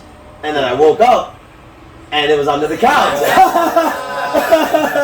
And so I kept that toy, you know what I mean? In middle school, we never had yearbooks, but we had gotten T-shirts. So like all our best friends like signed our T-shirts, and so I had that T-shirt in there. I had my first Dragon Ball GT VHS that I had gotten from Dragon's Den up in Yonkers, Allen Cross County. Dragon Den. Yes, the real ones know. The real ones know. That's for the Yu-Gi-Oh! Alright, the real ones know. As soon as you said it, I was like, Dragon's Den. I didn't hear that shit. The real ones know. The real ones know. Dragon's Den, bro. You throwing it back with that one. That was I've been here. Ones who know. Alright. And so, that's just to give y'all an idea that I really knew everything that I had inside this tub, all right? So when we first moved in together, like it was taking a little bit of time to like fix the whole crib up. So Shorty had brought over her sister to help clean up the crib. Just so happened that they went through my tub of shit and decided what we should keep and what we should throw out. Wow. And so, I'm not gonna lie, like, listen, like, at the end of the day, it's cool, like, sure, I shouldn't be keeping the Elmo that I had since I was 5 for Dumbo, like, it's not that serious, right? Maybe I do have a rabbit that I still have, it was one of the first, like stuffed animals I ever got, his name is Oscar. I still have that. But... It's okay to let go. Yeah, but, some things are okay to let go, but I was looking around and I noticed my copy of Endless Waltz was not here. And so I was like, yo, like, hey, I know you fixed everything up. I know you went through all this stuff, right? But there's one thing that shouldn't be gone. There's one thing that is not here that I need here. And then she's like, what? And I'm like, listen. And I took her to Google. I'm like, look, you see this? This is Gundam Wing Endless Waltz VHS, all right? I need you to understand that Gundam Wing, all right, holds a special place in my heart, all right? That Gundam in general is one of the best things that's ever made. And I don't know where this VHS is now, but I'm going to go out for a little bit, right? Because I don't know how to process this right now, so I'm just going to step out. And when I come back, this VHS needs to be back there again. Yeah. And so I will tell you this, all right? Better be here. Shorty's not with me no more, but the waltz is forever. All right? That VHS is right here. That VHS is here. That VHS is home. Fuck out of here. Facts. Okay. Alright. So you said Gundam Wing. But I wouldn't say it's my favorite though. Oh, okay. And my favorite is actually what I consider the Gundam Wing remake, which is Gundam 00. Gundam Double O.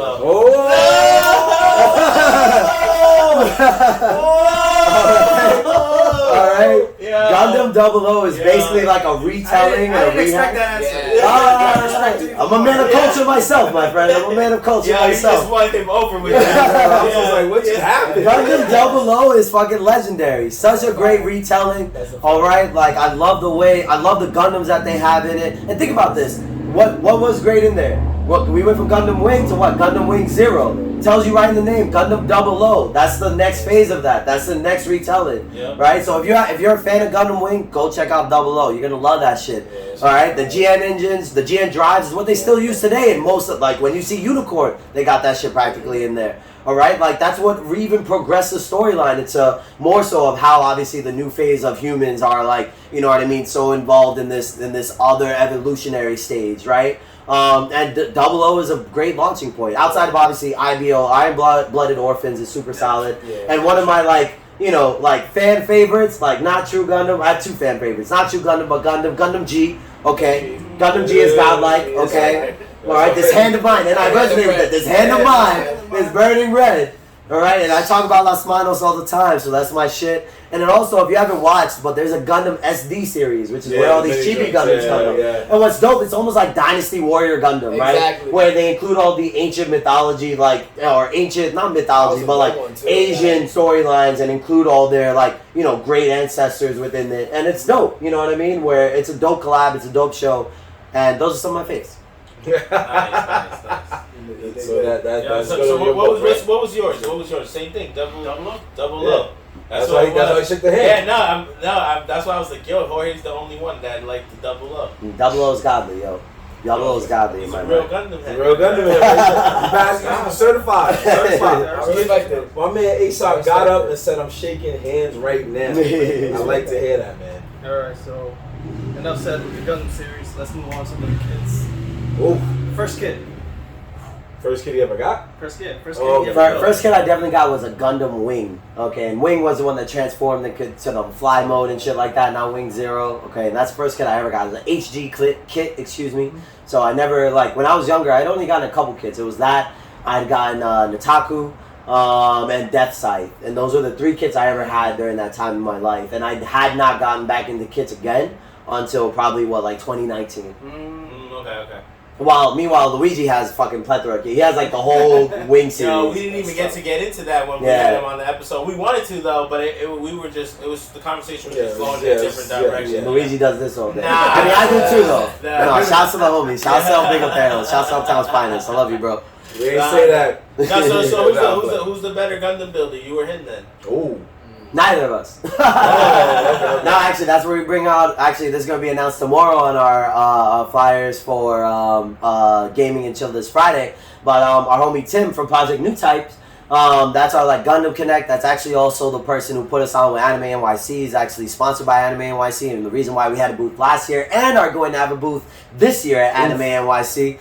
But shouts to him. He does all the airbrushing. He does custom kits. He does custom models. Between us, we you know what I mean? He gets all the praise, and I don't think, you know what I mean? I don't think either of us could try to claim that we are the ones out here, right? Nice, I will say though, I have the better kits. Okay, I got these kits right behind me. I got the Supreme kit. You know what I mean? I got the Nike SB collab Gundam kits. Okay, he don't got those. Okay, Luigi don't got those. I'm sorry. Those Nike SB and the Supreme kit alone. Yo, listen, let's do show and tell. Yeah. I didn't want to put this show and tell. All right, you don't got this. Okay, I wanted those so bad. You don't got these. Look at these boxes out here. Show the other camera. Look at these boxes out here. Okay, look at these boxes. You don't got these. These are like shoe boxes. These look, alright, look, you know what I'm saying? Look like a shoe box, right? But it Gundam though. Okay? Look like a shoe box, but it Gundam though. Okay? Recognize that. Nice. What's your favorite one that you have? From Jockey Gundams. What's my favorite? Honestly, my favorite is one of my models that I haven't built yet, which is the one I did just showcase. It's always my favorite to showcase.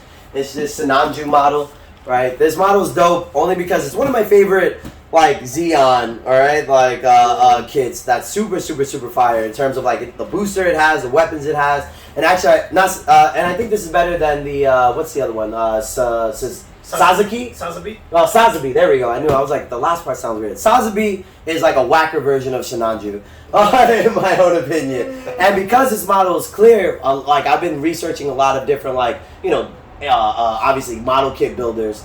And what's dope is I've seen a lot of them airbrush the inner frame, right? Which then showcases through the clear plastic on the outer frame. And I've seen some sick renditions. And actually, eventually, when I get a little bit more space, I'm going to build a little airbrushing station. And this is going to be the first kit well, not the first kit. I need practice kits first, right? Because I need to get my airbrush situation on. Right. You gotta just do some HGs. Right? Exactly. Or I even might get my homie Tim to just flex it for me, right? But I do like, as you know, being self-taught, being someone who enjoys that process, right? Like, I enjoy the process of creating. I enjoy the process of not being good at something, because then when I am good, I'm like, look at this progression, you know what I mean? And I did that. Like, you know what I mean? Like, I'm the one who went through this growth process. I'm the one that pushed that forward. So that's actually my favorite model, that whenever I do get that opportunity, whenever I am in that space and that time and that, area of the timeline for us to make that happen, the sacred timeline, then you're going to see me fucking flex that heavy. Alright, you're gonna see me blow that up. I'm gonna be posting it everywhere. Alright. So hands down, if they ever make a perfect grade, you are definitely copying that. 1000%. Sinanju is like legit one of my favorite models, even outside of that. Like, you know what I mean? Like, really the only other model, that I would do is obviously, the 00 model, just because of how, and it has so many like cool edits to it. You know what I mean? Like, there's so many like different flexes to that model that are just fire, that I'm like, I love how it's really, malleable. Also that ZZ model that I have, because I like models that transform. Like, models that transform are fire, because also Transformers godly, alright? I was a Beast Wars fan. I promise you I had every Beast War motherfucking toy at that time. Alright? And I remember the first person to say Beast Wars on this show. Yo, but don't ever watch it again. It's not something you should go back to. I remember when it looked dope at the time, when there was like that 3D and shit like that. Does not translate well. Nope. Like, cause they'll spend 30 hours like telling, like, Waspinator, terrorize, and you hear that like 3 times in one episode, and you're like, okay, no more, please. Did you ever fuck with Zoids? Oh, Zoids is godly, bro, but those models are hella expensive right now. I've seen a couple. I was like, oh. Liger Zero? Forget about it. All the Liger models. Yeah. Liger. Wow. That's crazy. I had the shield Liger before, and I had that build that. That was like one of the only ones I ever built. They're rare now, bro. Yeah. They're rare, because so obviously it's like discontinued. It's not something that's actively created. You walk into the store and they were just on the shelves. Yeah, man. Now you can't really get that like that. Like, you're spending $100+ mostly for like good models on that period. But Zoids was heavy. Like, but because of that, I like transforming models. Or like, this is a super cool little model that I built. And what's great, this is also why I like these SD builds, right? These SD builds are dope, only because, like, this is like $13. And look, my guy has a motorcycle. I've never seen a little fucking Gundam with a motorcycle. Yeah. Right? Like, I don't know if you guys want to, like, pass this dude around, but, like, he's fucking fly. And this is actually Sinanju. How long did it take you to build it? I actually did it on stream. And it took me about 2.5, 3 hours. I think I was tuned into and that. And also why this is my favorite, why Sinanju is my favorite. This was the stream and the model that I built that wound up linking me with Tim, which linked us to then work with Project New Types. We had him at our end of summer event last year over at OS Studios. Shouts to OS. And then which led us to that partnership for us to then do Anime NYC together. Nice. That's fire, bro.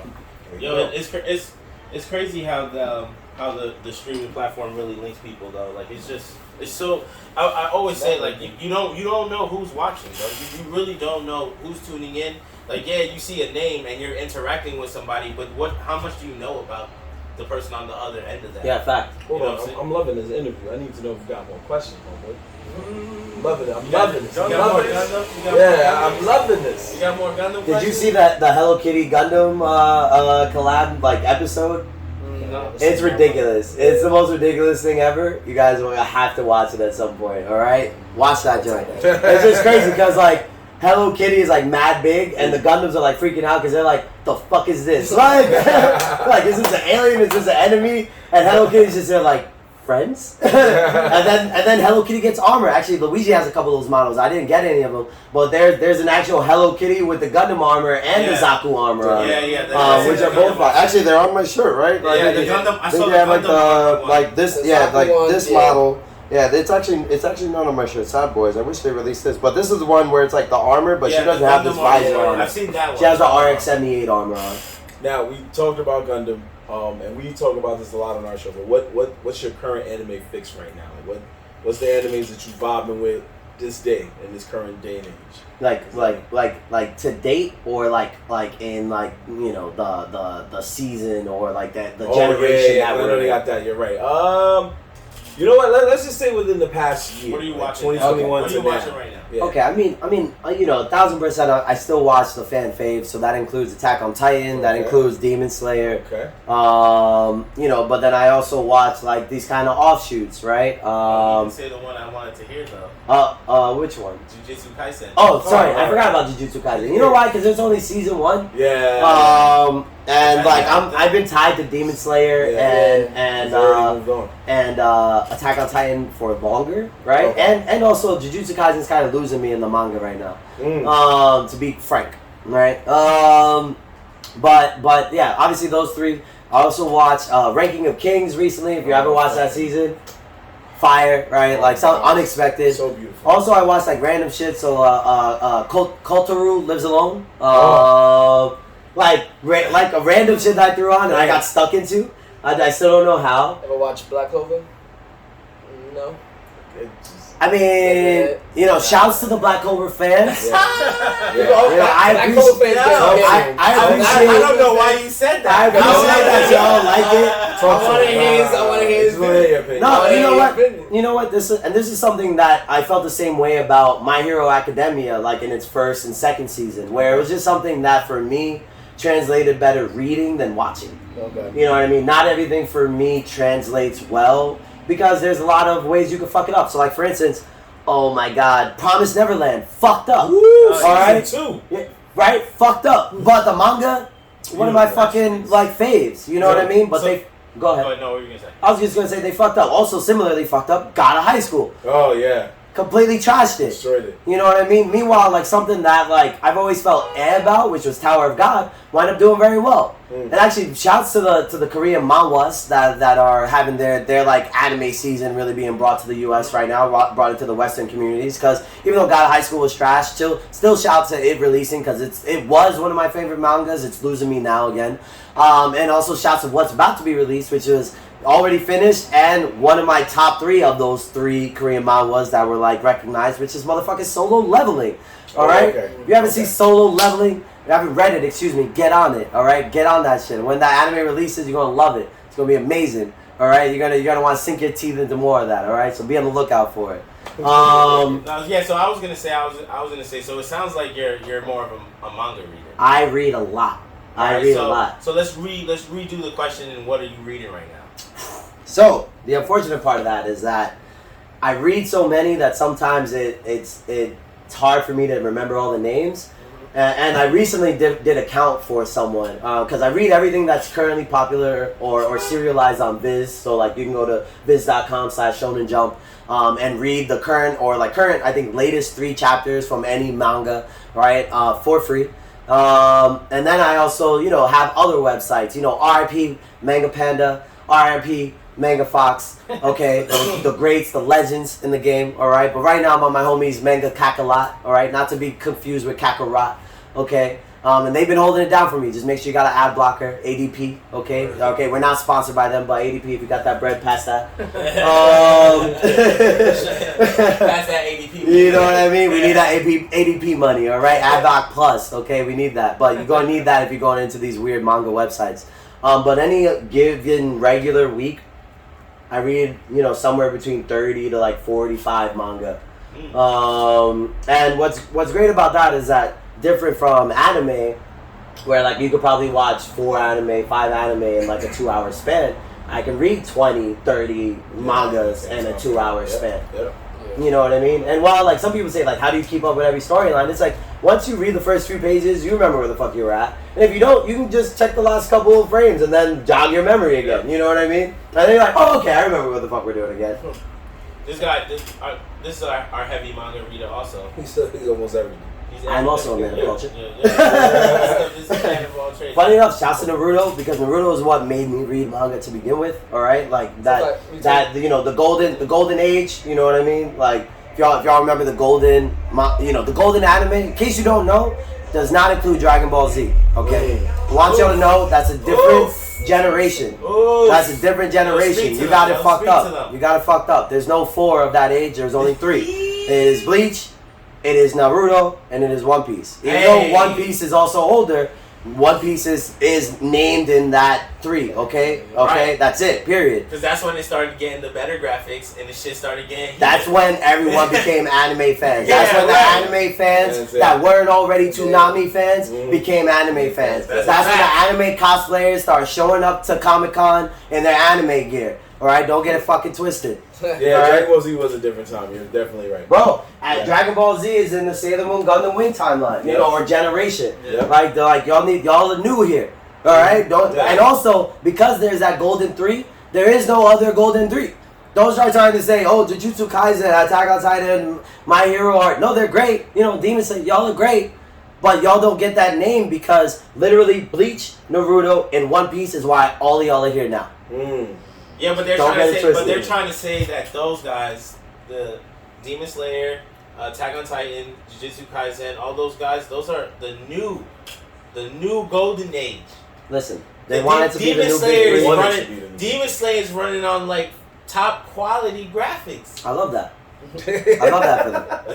That's great. But that's amazing. But it don't equate. To you just wouldn't be here without that. Yeah. That's why you can't have a new one, because the new one, like y'all are here because of those. I need y'all to understand that. Like, you know what I mean? That's why they are where they are, what their name is, and what their stature is. They're also a part of the top 3 sold manga to date. All right. Like let's recognize that. Y'all wouldn't be here. Y'all wouldn't be reading these things. You wouldn't be involved in these things without the community that was there at that time, the people who started hearing about it at that time, and the people who really love it to the degree that now you starting to love these new things. All right. Just because you feel they're great, and I'm not taking away from their greatness. They are great right now. But I wonder how they would have done if they were released at the same time. Alright? Like, if they were released at the same time, I wonder. And I wonder if you know what it means. One Piece is still in the argument, man. When they do the final manga sales at the end of the year, it's still in the top 10. One Piece, you know, and now we're at a time where One Piece is like, damn, like certain people are like would want to stray away from it. And that's why I tell people spark note that shit, all right? Like One Piece has also grown through the age where fillers were, you know, abundant, all right? Like, but One Piece is still an amazing story. Where it's now, right now, where it is, I'm fucking hyped. I'm fucking excited. I'm like ecstatic, okay? Right? And One Piece is one of the few animes that are kept close enough to date with their manga. There's none other out there that can do or say the same. I give you the longevity. Yeah, look at my man. Look at my man listening right now. He's not on One Piece. He's not on that One Piece wave. Listen, I'm not gonna lie. It's not for me. It's not for me. I mean, that. it's not saying I don't respect it as an anime, but it's just me personally. It's a lot of episodes, a lot of going down that rabbit hole. But honestly, it just doesn't appeal. You know what's cool? I got into it like in the 500s or in the 1000s now. So I only got into it halfway through. It took me a bit too. It wasn't for me for a long time. Same here. And then something happened during that time, right? If I remember what arc is that? That's because I know we're in Wano right now. That's the I don't forget the name of the arc. Which episode you said it was? That's when our brother, you know, our flaming brother, unfortunately. That's what I was about to say. I know the exact time. I got into it when Ace died. I didn't want to, you know, spoilers. I don't want to spoil it. Spoilers. We need a spoiler warning somewhere, bro. Come on.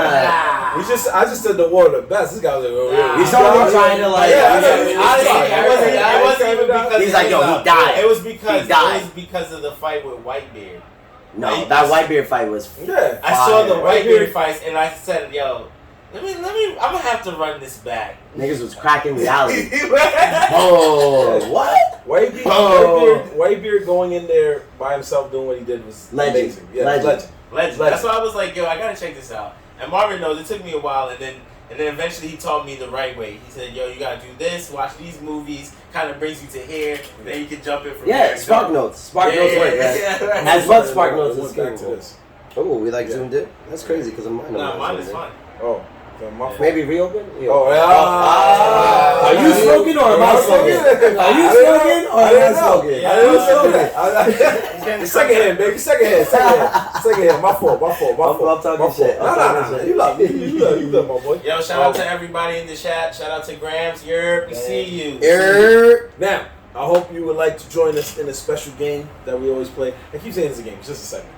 But it's a special segment we like to call Facts or Fuck Out Here. They know the deal. So, basically what we do in this segment is we have certain topics. Sometimes we have a list, and then we'll discuss if on that list we felt like, oh, we agree with this or we disagree. And you already know from being, in the streets yourself, when you say you agree with something, you say facts. When you disagree, you say fuck out of here. So that's basically what we're going to do. I like that. Yeah. But there is one question I want to ask you because we asked Luigi this.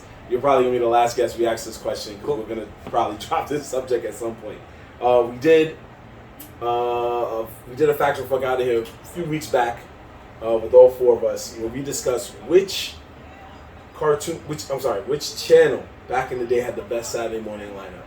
We debated it between Kids WB's block, Disney's One Saturday Morning on ABC, and the Fox Kids Network. We know that NBC and CBS did their thing, but we just kept it to their story. So that's the one right there. Look at my man said, damn. So you said Fox Kids, WB, Kids WB, or Diz. Or Diz. All right, so ABC. Yeah. I was poor. I did not have Disney. There was only certain times in the summer that I had Disney because Disney was free in the summer for me. But it was on ABC though. I didn't watch ABC. Oh, there you go. So there we go. So you asked those two. There we go. You asked those two out. Good. Right. All right. I did not watch ABC. All right. So this is really like a WB. Once he heard that, he was like, "Oh, that's all you have to say, bro." Yeah. So you have to say. Right. So WB or Fox on Saturday.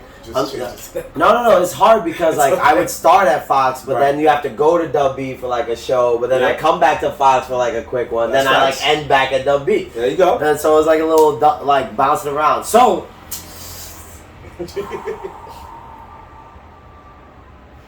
for some reason, and this is just my right now answer, right? I got to answer off the cuff because you're asking me off the cuff, and I got to answer it off the cuff, right? And for some reason, one thing comes out of my mind, and it's one of the major reasons why majority of us individuals was out here with calculators in the library during high school, and that's because of Yu-Gi-Oh!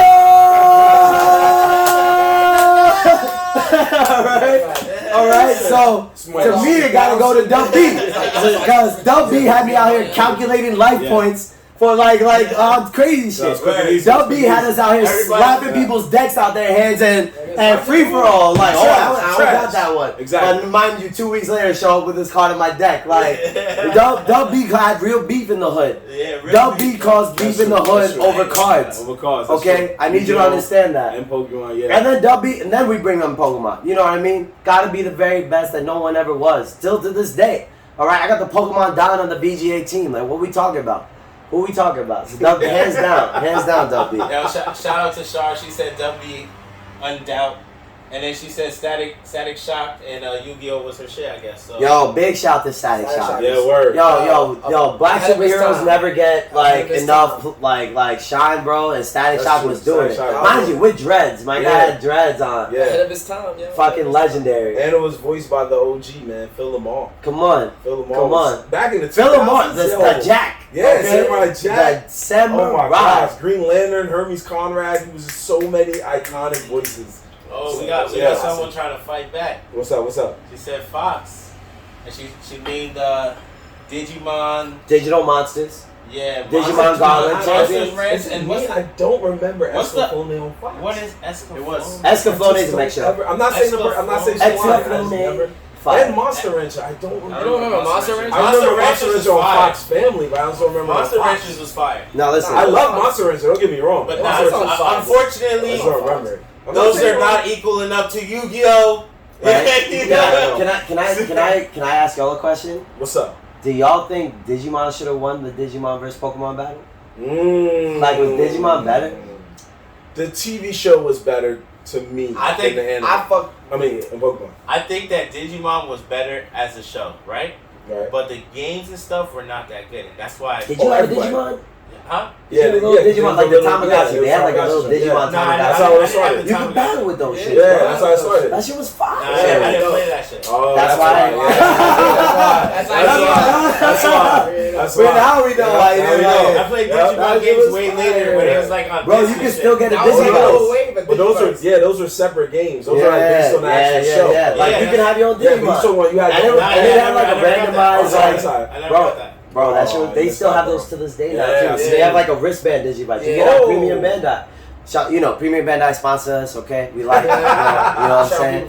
You know what I mean? Premium Bandai is where the fucking Gundam base shit came from. One of those Digibands. Yo, they got it, and they got like little like SD card chips that you fucking jack in on. That next time you see me, I'm gonna show you my shit. Bro, you're like Mega Man EXE or Mega Man Battle Network. Yo, those shits are basically like Battle Network bracelets, bro. Like those shits are fire. I think the show was better. I mean, don't get me wrong. Ash's journey was. You said Pokemon was better than. No, Digimon was better than Pokemon. Yeah, but when it comes, story. But then Pokemon just had the crazy fan base. The games were fucking fire. Pokemon had Nintendo. Yeah, that's how they were. Pokemon had Nintendo. They had better backing. But Digimon was just stuck on the channel where they were like, yo, you here, man? Just be happy you right, here. Yeah. Stop complaining. Fair. They be like, yo, we want to come on the same time as Pokemon. Yo, bro, don't wild out. Don't wild out. Don't wild out. We're going to place you with that pirate show. You got to stop. That Digimon movie that dropped, what was it? Like the first one that dropped in theaters was like probably one of the best. Yeah. Oh, yeah, you're not wrong. Legit. No, you're 100% right. I agree with you.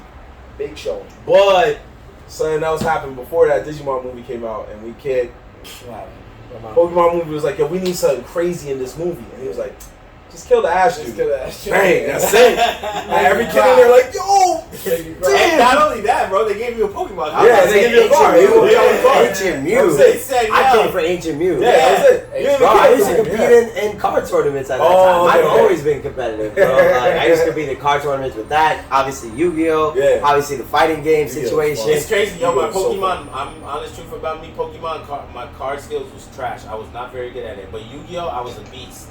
I got really good at Yu-Gi-Oh, and I think I got really good because I got tired of losing in Pokemon. So I was like, this next joint, I'm going somewhere else. Take my chalice to Yu-Gi-Oh. I'm sure you know Pat, right? Yeah. Yo, so my dude Pat, I've known Pat and Greg who's over here in the chat. I've known them since I was 7 years old, my guy. Oof. And so funny enough, one of the first times my family met Pat was we were playing Pokemon cards outside in the hallway outside of my apartment. And at the time, I just had like a cordless phone, so my mother would make me take the cordless phone out to the hallway, like just to be on it, just in case or whatever. I don't know what. And now that I think about it, I don't know why she gave me the thing. like I think about it, well, actually, Mom, that made no sense. Yeah. Like who was I gonna call if I had the house phone? Who am I calling, man? Like I'm in the hallway. What do you want me to do? Right? But anyway, right? So Pat had the brilliant idea to dial 911 on the cord phone, and then they picked up, and then we got nervous and hung up. Oh yeah, mistake. So then the fucking police, the fire department, show up to the crib. My mom starts wilding. My grandmother's wilding. They're like, "What happened?" Someone calls, blah, blah, blah. Who has the phone? Us. All of a sudden, he can't come over no more. He's over here, like, wilding on the house phone and all kinds of shit. First time over. You even make it in the crib using the hallway wallet. Word, right? In the hallway. Can't even go inside yet. You already fucked that up for yourself. Shout out to Greg. He said Pat was wild for that one. Yeah, man. Yeah, Greg knows, man. Yo, Greg you know knows. Greg, and shouts to his brother Rob, our brother Rob, right? Because we're all brothers at this point, right?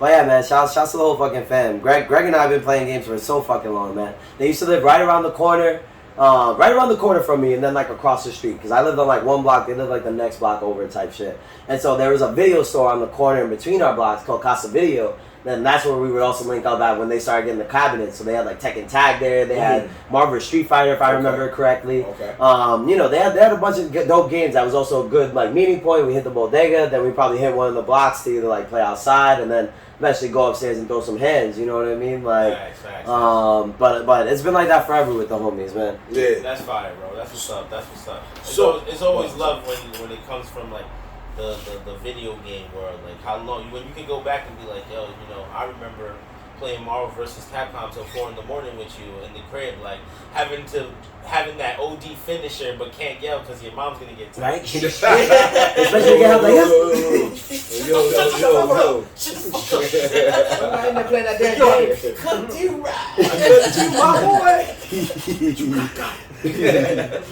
Oh man. But yeah, what I wanted to do was I found a website called. What's up? Mm-hmm. Oh, sorry. I found a website called AnimeMangaTalks.com. Shout out to AnimeMangaTalks.com.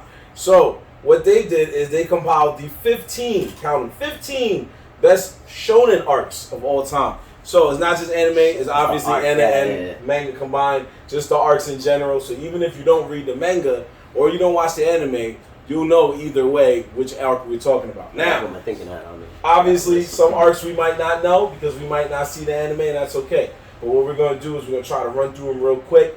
All you got to do is just tell me facts if you agree that they belong in this list of the best arc of all time, or of course fuck out of here if you disagree.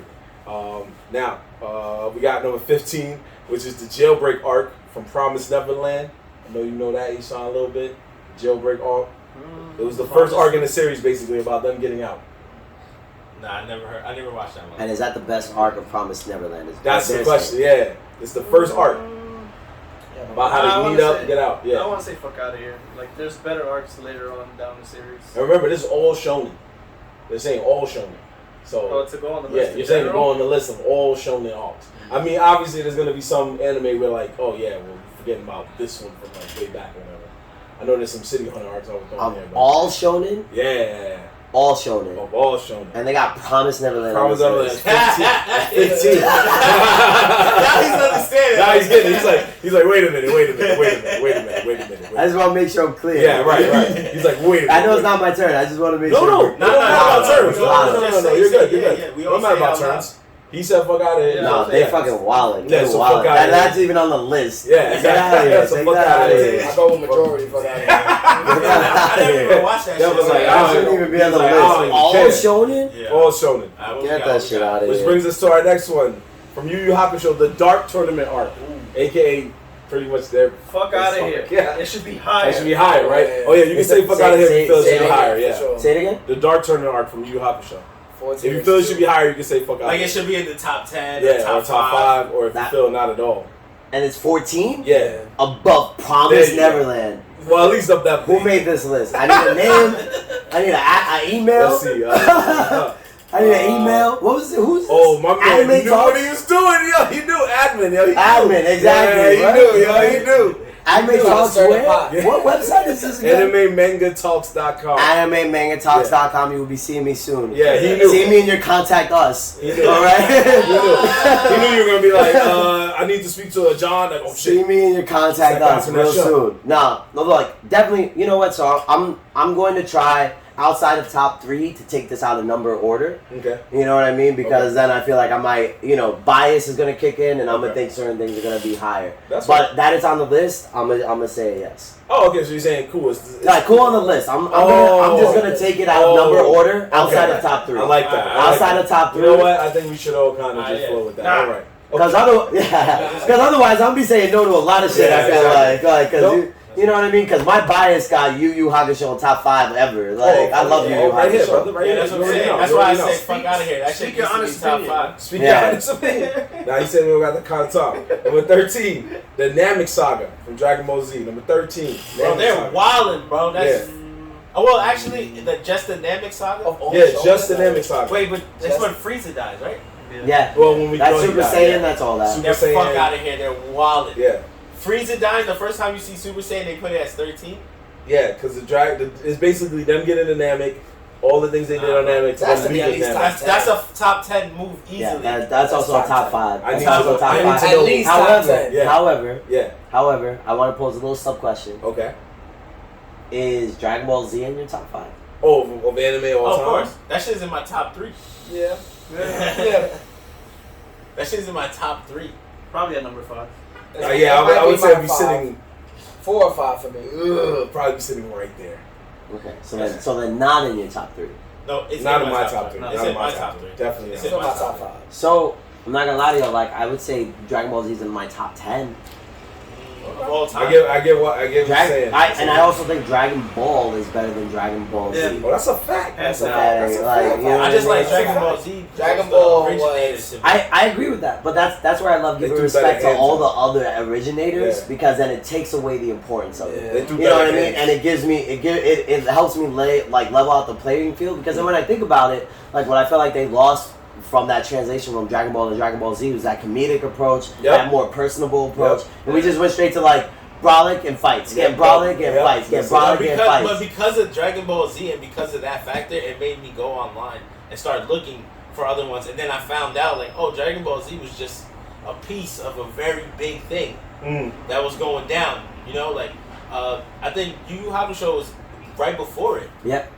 You know, and like it was either right before or around the same time. It was right there. It was right there. Probably around the same time. Yeah, you know what I'm saying? They had the Gundam was already out. Like they had mad shit out. So that's what I'm saying. Dragon Ball Z to me was always the one that steered me in the direction of all the other ones.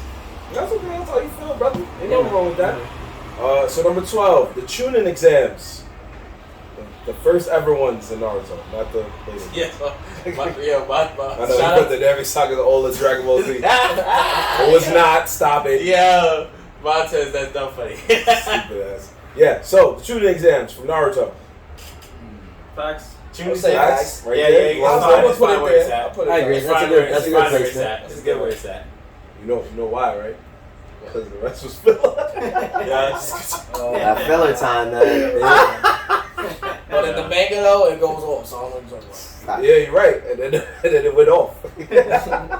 Yeah. He said I'm going off on vacation. Go next. Next one. Diamond is Unbreakable from JoJo's Bizarre Adventures. If you didn't see it, that was basically right after. You know what? It sounds like I was about to say it sounds like. I hate JoJo Bizarre Adventure. I'm sorry. It's crazy, but it's actually pretty good. I enjoy it. Yeah. I wouldn't include it in my top 15. I wouldn't put it here. Yeah. I wouldn't put it here, but it's cool. That shit. I'll still say fuck out of here. I support it, Top but not 50 in the top only because 15. Other people. Like Yeah, top 50. Yeah. So number 10, H-San is going to probably flip when he hears this. The Shibuya Incident arc at number 10 from Jujutsu Kaisen. Oh, he's not gonna flip. Okay. Which one is that? It's later. That's actually really big. It is a very good arc. Yeah. And I'm surprised it made top 10. So I'll say facts. I'm seeing some people. Chunin easy top 10. Hell no. Jay saying Chunin deserves to be higher in my opinion. Montez says some of the best fights in his opinion. Greg says the chubby exams were legendary. I'm gonna call it that from now on. That's fire. The chubby exams. The chubby exams. Are you taking the chubbies? I mean, some of the best clips from Naruto comes from the Chunin exam. That's a fact. That's where Rock Lee goes off, right? Yep. Yep, you know what I'm saying? That's where we see Gara goes crazy, like. Yep. He goes off when he's a little drunken monkey. The drunken fight. You got what you had? What's his name? Orochimaru comes out of nowhere like, yeah, I've been here the whole time. Yeah, that's true. Yeah. There's a lot of good moments. There is a lot of good moments. Actually, in the Chunin exams arc, when Orochimaru and Sasuke had that fight where he was disguising things like a lady or something. Yeah. There's a moment where the hands are kind of thrown at Sasuke so well that in the TV show The Boondocks they recreate. There's a yeah. They have a whole sequence. Yo, that's a fighting sequence for them. fucking insane. But here we go. Number 9, Soul Society arc, aka Rescue Rukia, the Bleach. Soul Society arc. Out of here. You don't think it should be on there at all? No, that arc should be top 3. Period. Yeah. That is one of the best okay. arcs Yeah. in manga history. That's actually what I felt like brought Bleach to that status. Actually, that arc. You know what I mean? Brought it up to that big 3 arc. What about Bakumondo? Nah, Bakumondo did not hit like Soul Society. Yeah. That was the best summer we had. Nah. Because going to save Rukia was like a reason. Like, we really went out here. And then that's when we fucking learned, like, who our real big bad is and shit. And he had us gassed the whole time. And then you would have never thought that my man was gassing us. He was playing court. Like, that threw everyone for, like, what is this? Is Isaac? Is you? This whole time? Right? Yo, You been wildin'. I hope I'm saying her name right. J-Seb? Yep. Yeah, Or Jess. Yeah, That's Jess. Jess. Sorry. Jess, God bless you, sister, because she just put something I love. the Sasuke retrieval arc is better than the Chunin exams. I 100% agree with that. That's a fact. I don't care what nobody says. I 100% agree with that. I would put that there. Yeah. I would put that That's where I'm like I'm gonna wait for the list finishes. Oh, he's because like, then I'm I don't know if they're gonna double Yeah, double dip. yeah, You know what I mean? And try to choose another arc from the same You know what? anime. I got you, bro. So we're gonna speed this up a little bit for you, okay? Because some of these I already know my good friends over here do not read, but that's not their fault. Number 8, the Shogun assassination arc from Gintama, which I know that's not your cup of tea. Gintama is funny as But hell and it's super it is. fire, super fire. And if I'm right, I would this is advise where- At 8? Yes, number 8. This is actually, I gotta say facts, because this is when the show started getting what people wanted. Because everybody's like, oh, this show's so damn goofy, I'm tired of this shit. And this was one of the arcs where they were like, yo, are they really, like, did money get stabbed in the eye and just kept fighting? Like, what am I watching?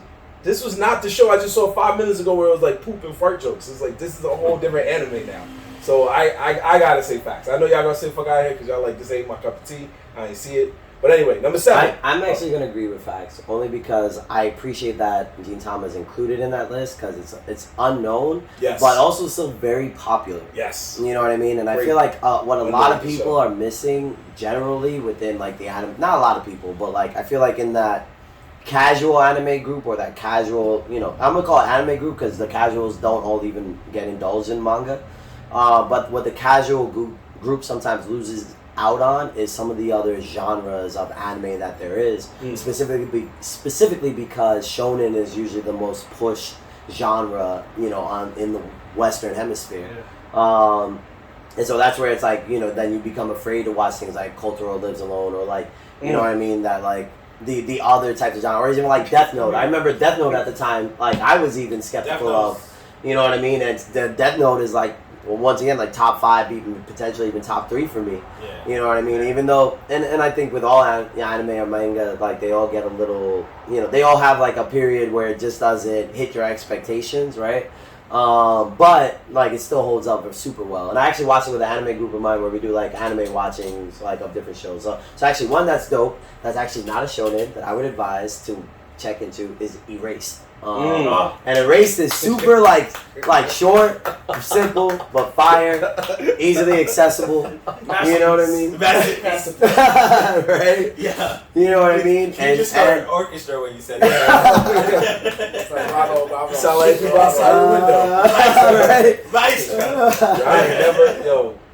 But I just had to point that out there because I know we're in the shonen area and like Gintama is like one of those that are like in that weird flux of like not just being a shonen but also being like having those other type of subgenres or subcategories to it that most people don't also see.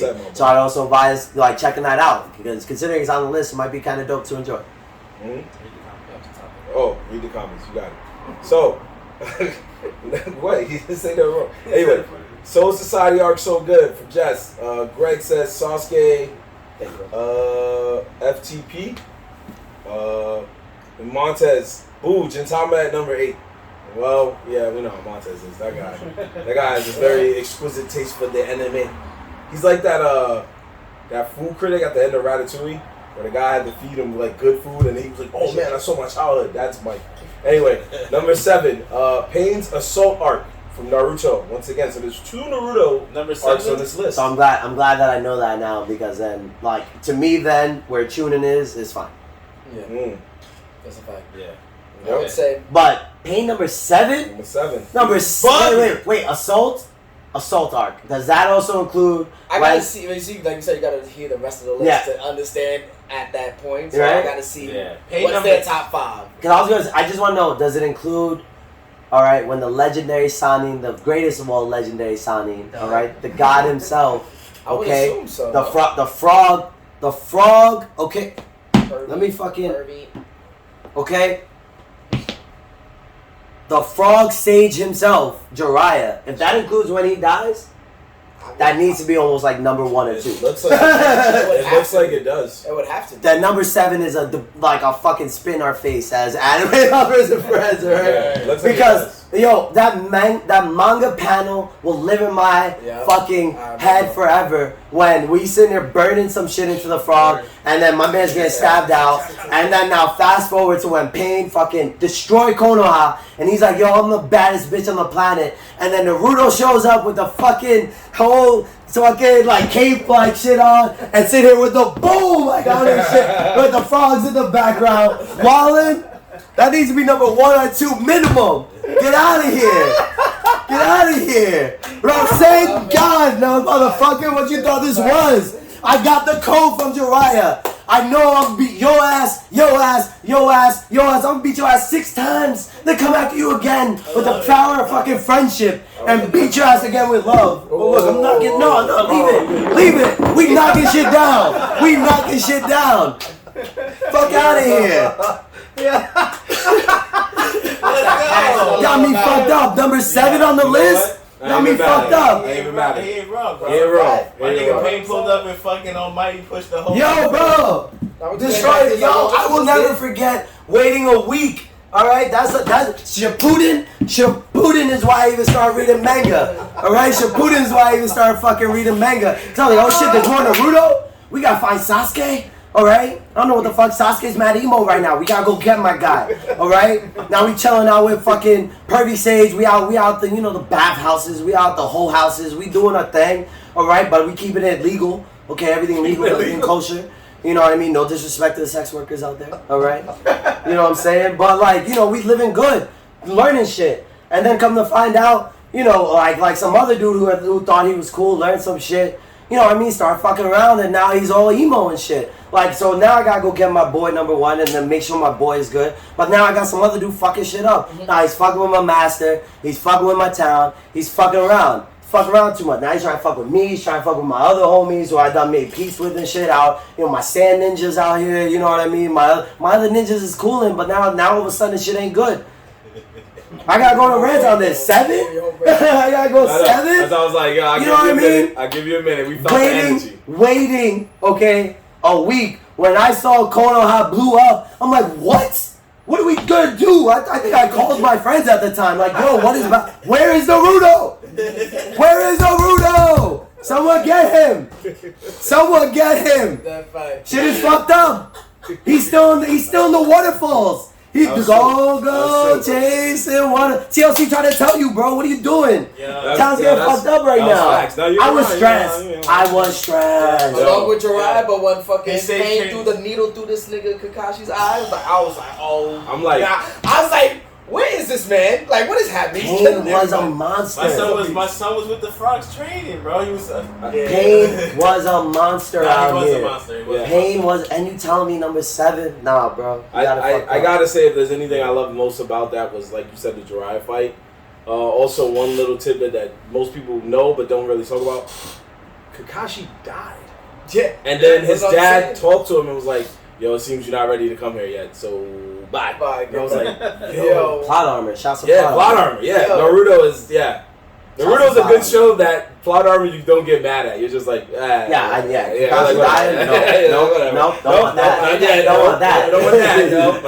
It's like they do focus groups before he finishes the story. He's like, Kakashi dies, and like, whoa, no, but he gets robbed. Oh, we just wanted you to understand that he got smoked. Yeah, he got smoked. And it happened at this moment. All right, so stop talking that shit. All right, my fault. That was his way to get people to stop watching other anime. Anyway, number 6. Here we go. York New City arc from Hunter x Hunter, which, if you don't remember, long story short, is where Kurapika decided Phantom Troop had to be shut down. And he brought a shovel because he knew he was catching a body. That's the most gangster shit ever. He came with a shovel because he said somebody's getting buried today. I'm catching one body. I don't care who it is. He was even on the phone like, yeah, I got these niggas. All right. We'll come right out. He walked straight into the spot. Yeah, with the shovel. With the shovel. Like, what's up? Like, yo, it's time. It's time. It's time. Yep. And the biggest dude here was like, all right, so what's up? And then boom, done. There we go. So what y'all saying? What y'all saying? Number Deserves to be on there? At 6? He needs to be 7. I feel That needs to like- be 7. You saying that should be the swap? That's the swap. That's what I'm about to say. And was like, yo, that should be the Like, swap. you know what? Swap right there. I'm- Swap? I'll say fuck out of here because the best arc hasn't even been animated yet. I know what you're Fair. talking 1,000% fair. 1,000% fair. Yeah. It wasn't the volleyball? Let's. Oh, Wait, come on. the dodgeball game. He loves that fucking game. Nah, He loves that game. I think I'm gonna give it like a yeah for now, only because I appreciate that it's been on the list. I also appreciate it's not in top 5. And so I'm gonna give it a yeah for now. But I do agree, like the best part has not been animated yet. Okay, so here we are. Top 5 dead or alive. Well, they're fiction, so top 5. Anyway, so here we go. We got a sports anime on here, and it's not Jorge's favorite. It is mine. The Spring High preliminary arc from Haikyuu, aka the volleyball one. I know for you two guys, that's not your cup of tea. That shit should be in the zeros. That shit should be in the Yawala. Do y'all watch like sports animes or sports? I love sports mangas? anime. He loves sports anime. Yeah. Y'all need to get into that. sports. Yo, there's a him. basketball. Yo, try Blue Lock. Try Blue Lock. Oh, I heard about that one. It's getting animated. Yeah. Try Blue Lock. The Or way even they drag out boxing. Try sports. Ippo. Yeah, Have you ever Ippo. heard of Ippo? Oh, he watches he watches Megalobox. Let's go. Yo. No, okay, that's true. That's I did right. watch the Megalobox. Yeah. And I watched Baki. Baki. Baki. Fair. Yeah. Regular Yeah. Ippo's good. You're right. Kuroko no Anyone where they Basket. throw the hands, I pretty much watch. When they throw the That's what I'm saying. Like, That's the most I'm doing for sports. it's like a little like, you know, it helps you I don't know. I transition. feel like I laugh at it because it's just like the way the breakdown is, like especially like basketball. They go hard. They go hard, and I'm just like, yo, this is like it's borderline comic because I play ball, so I'm just like, yo, this is funny. Like, yeah, niggas psychoanalyze. Oh my god, I just got super crossed so fast. It's like, yo, I watched the baseball one. like, I hate that. They made a pitch to a home Oh, run yeah. so dragged Yeah. out that I was just But like, it's beautiful. what the fuck is this? Yeah. Fair. And And it's I good. was like, yeah. They be And, wildin'. But all right. So then, have y'all seen Initial D? Oh, yeah. Okay, hold on, that's different. There you go. That's different. He said nothing different. Well, think about how drawn out it is, Yeah, right? right. You know what I mean? This is where I try to think of Downhill like. drifting, right? But think about how fast that's probably actually happening. But yeah, no, we could go, oh man, like, he's actually shifting into this gear. How is he hitting the corner that hard?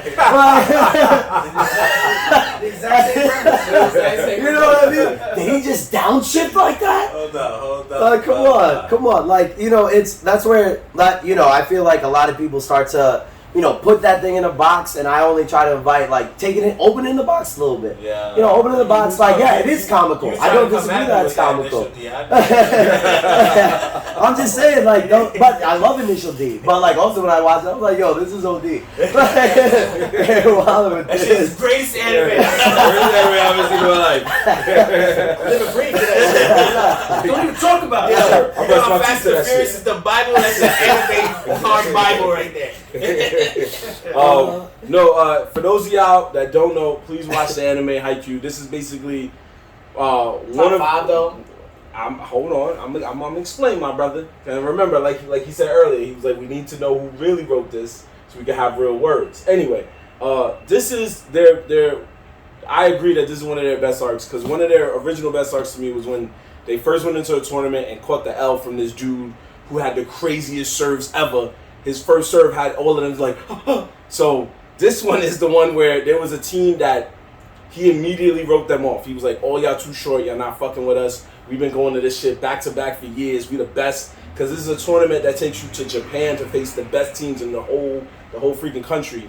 And there was a scene in the anime where like, he like throws a ball or something like that, and the main character on some Naruto shit grabs the ball out of the air, and the tall dude's like, oh, this little dude got hype. And he comes out, he's like, so what's up? And I was like, oh, okay, they squared off. And they beat these guys, and everybody's crying, and it was real heartwarming. It was real heartwarming. It kept the anime going. Even he eventually watched them like, yo, it's just fire. You sold it a little short, but No, I had to show this shit. I had to because I didn't want to spoil it. Boo! He says that, and then one day he gonna be like, yo, niggas did that? God damn! That's what I mean, that's when basketball goes on another hiatus. Maybe then I'll watch. Haikyuu would not be a top 5 moment ever. I'm not gonna say but I would put it in top 10. I appreciate, sure. once again, it's one of those I appreciate on the list. just because of So that, we'll put Pain you know, in front of separation or that differentiation or that subcategory of genre, right? That's a little bit Pain- different Pain than the just other moved things. down. It's hard for me to say which one I would replace it. Pain with. just I don't moved. think it's Pain top just five. moved another spot. Moving with Pain. Where we got? We at 5. Let's see. Pain's Yeah, at 5 now. Here we Pain's go. just gonna keep moving up. Yeah, Pain's at 5 now. Number 4. Return to Shigan Shina arc in Attack on Titan. Don't make me say that Which again. one is that one? That's That's not the main one. That's after the story. it has to That's one there in the other spot. What is that? LD or, If that's the one they pick out of Attack on Titan, then hell No. no. Okay, I got you. Before. Yeah, that's This is the story of the Survey Corps' latest journey to Shigan Shina to reclaim the lost area. To retake the territory, they had to confront the Beast Titan, the Colossal Titan, and the Armor Titan. And Erwin gives up his life in order for Levi to face the Beast Titan. That one. So it's right before the time skip. Yeah, If I'm right. Yeah. I'm Okay, gonna say that's fuck out of it. Yeah, It was a good arc. Yeah, but that's not the best. It's not the best of theirs. It's not the best in shonen. So I'm gonna say that. Yeah, I'll say fuck out of here. I would say fuck out of here. Seems like you have a different thought, sir. I see it. It was a Is that good the one? arc. Wait, is that the one? That's the one when they have to reclaim the wall, right? Yeah. So that's the one where He learns all where the secrets. they see Beast like coming out here and they're like, "What's up?" That's when my man. So he gets murdered by the rocks, right? Yeah, that's when not that's when he learns how to do the hardening, right? Yeah. That's when we had learned that That's after he's moved the rock though. Yeah. And blocked the hole. yeah. That was Erwin dies, which is also the time that our man, and he had to make a decision. our man gets the against Colossal the- Titan. Yeah. Which was also pretty good. Armin, shouts to Yeah, Armin. shouts to Armin. Shouts Yeah, to Harvey. honestly, that was like That was one a of crazy decision. in that arc. That's one of Levy's best fights against Beast Titan. Like that fight. Yeah. Mhm. That's That's where Five. like you know what I mean. That's where we know the beef is real. Like Now here we got beef. Yeah, We got beef. It's on site. Every But now time it's on Like top you site. five. again, you motherfucker. That's the question. It's the top 5. I mean, I'm gonna Well, I know say you going by the yeah. no contest thing. I'm saying yeah. Yeah. Oh, okay. I'm saying yeah, top 5. Okay. Certainly, because if I consider like while I do know the rest of it, like I gotta consider that that's like a pivotal point and almost like a closing to the first part of our story. That we've been building up to, and like that's where it's like we're now at the end result of what the Survey Corps. We've seen the whole growth of saying like yo like, you know what I mean. They knew nothing, right? And now we know like oh shit like there's so much more like they basically like the whole government is in shambles, right? Turn it on Within the its head. We're walls, like, shit, we're right? trying to survive Outside the Titans. walls, right? They had to choose one of the most craziest moments where Erwin, who's been running everything, basically was sacrificed for our boy's friend Armin and only because they even believe in Armin, right? And also because they knew they had to keep Eren happy, right? You know what I mean? Right, everyone fuck this shit up. And like I think I think it's such a pivotal moment where it's like yo like Marley and like the Titans who at the end of the day like are desperate, right, which we know later, right, are desperate to make something happen, right, and also are like transitioning in their own ways. Like it's like a closing to everything that we've built up to, and so if that's number 4, I'm definitely gonna say yeah on that. Okay. Well, number 5 is number 5. No, it's 4. 5 was Haikyuu. Yeah, I know you didn't even care about Haikyuu. Yeah, he immediately dismissed that. It's like no. You see it right here. 5 is the other shit. My bad. It's 5. It's Yeah, 5. 5 was Pain, But- my fault. But that still goes 1 lower than motherfucking Pain Arc. Like Pain Arc still moved up 1 more. Alright, I'm so sorry to Pain's tell at you. 4. Pain's at 4. Okay, so- Pain's probably gonna end up at 1. I already got to see the final 3, so I can close this out. Yeah, I had to jump so we can move a little quicker. That way I don't have to scroll. Anyway, the final 3 is going to make one person in here very upset. Number 3 is the Enai's Lobby arc from One Piece. Enai's Lobby. Which one's that? Okay. So for you, best way, long story short, first time Luffy goes Super Saiyan. Beats up the dude with the bull horns. Remember, we always show you that one clip where he keeps punching a leopard man to his death. And that's the best arc from. No, That's they're the one where he saying fights that's the number 3. That's the one where he fights the cheetah dude? There's 2 more after that. Yes. The cheetah in the draft? The cheetah and the giraffe. Well, he fights the cheetah. The giraffe is Zoro. You said that's what they chose. That's right. They're saying 3? that's number 3 though. Get that there's fuck 2 out more. of here. Fuck out of here.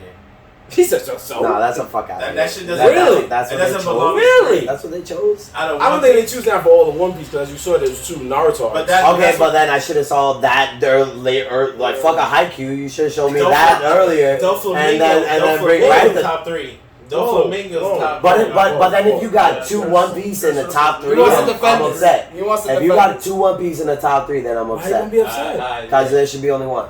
Yeah. Whoa. Yeah, It's a fact. Whoa. There should not be 2 One Piece in the top 3. So what's your one that you're They saying? had Pain at number 7. There should not be 2 One Piece in the top 3. Period. That's a fact. That's a fact. So 3. No, fuck out of here. Which one? Yeah, that's what I'm saying. Because I was like, Doflamingo for sure is, in my opinion, way better than that. you saying it's the best arc? I'm still saying better than that one. Oh, okay. Because I was like, whoa. Alright. Okay. Where we at? Just like he wants to get something to explain that. I'll explain that later because we're gonna get through this. So number 2 is the Chimera Ant arc from Hunter x Hunter. So they threw 2 hunters in there, into the top 10. So Chimera, that was basically their last arc in a sense. Where they had that bug that looked kind of like Cell a little bit. Yeah. And the old man fought him, so that's all that.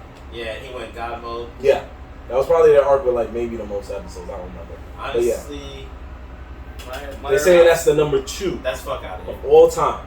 Number That's 2. That should be replaced with what it was, number 6. Oh, York New City, the one where he brought the shovel to beat up.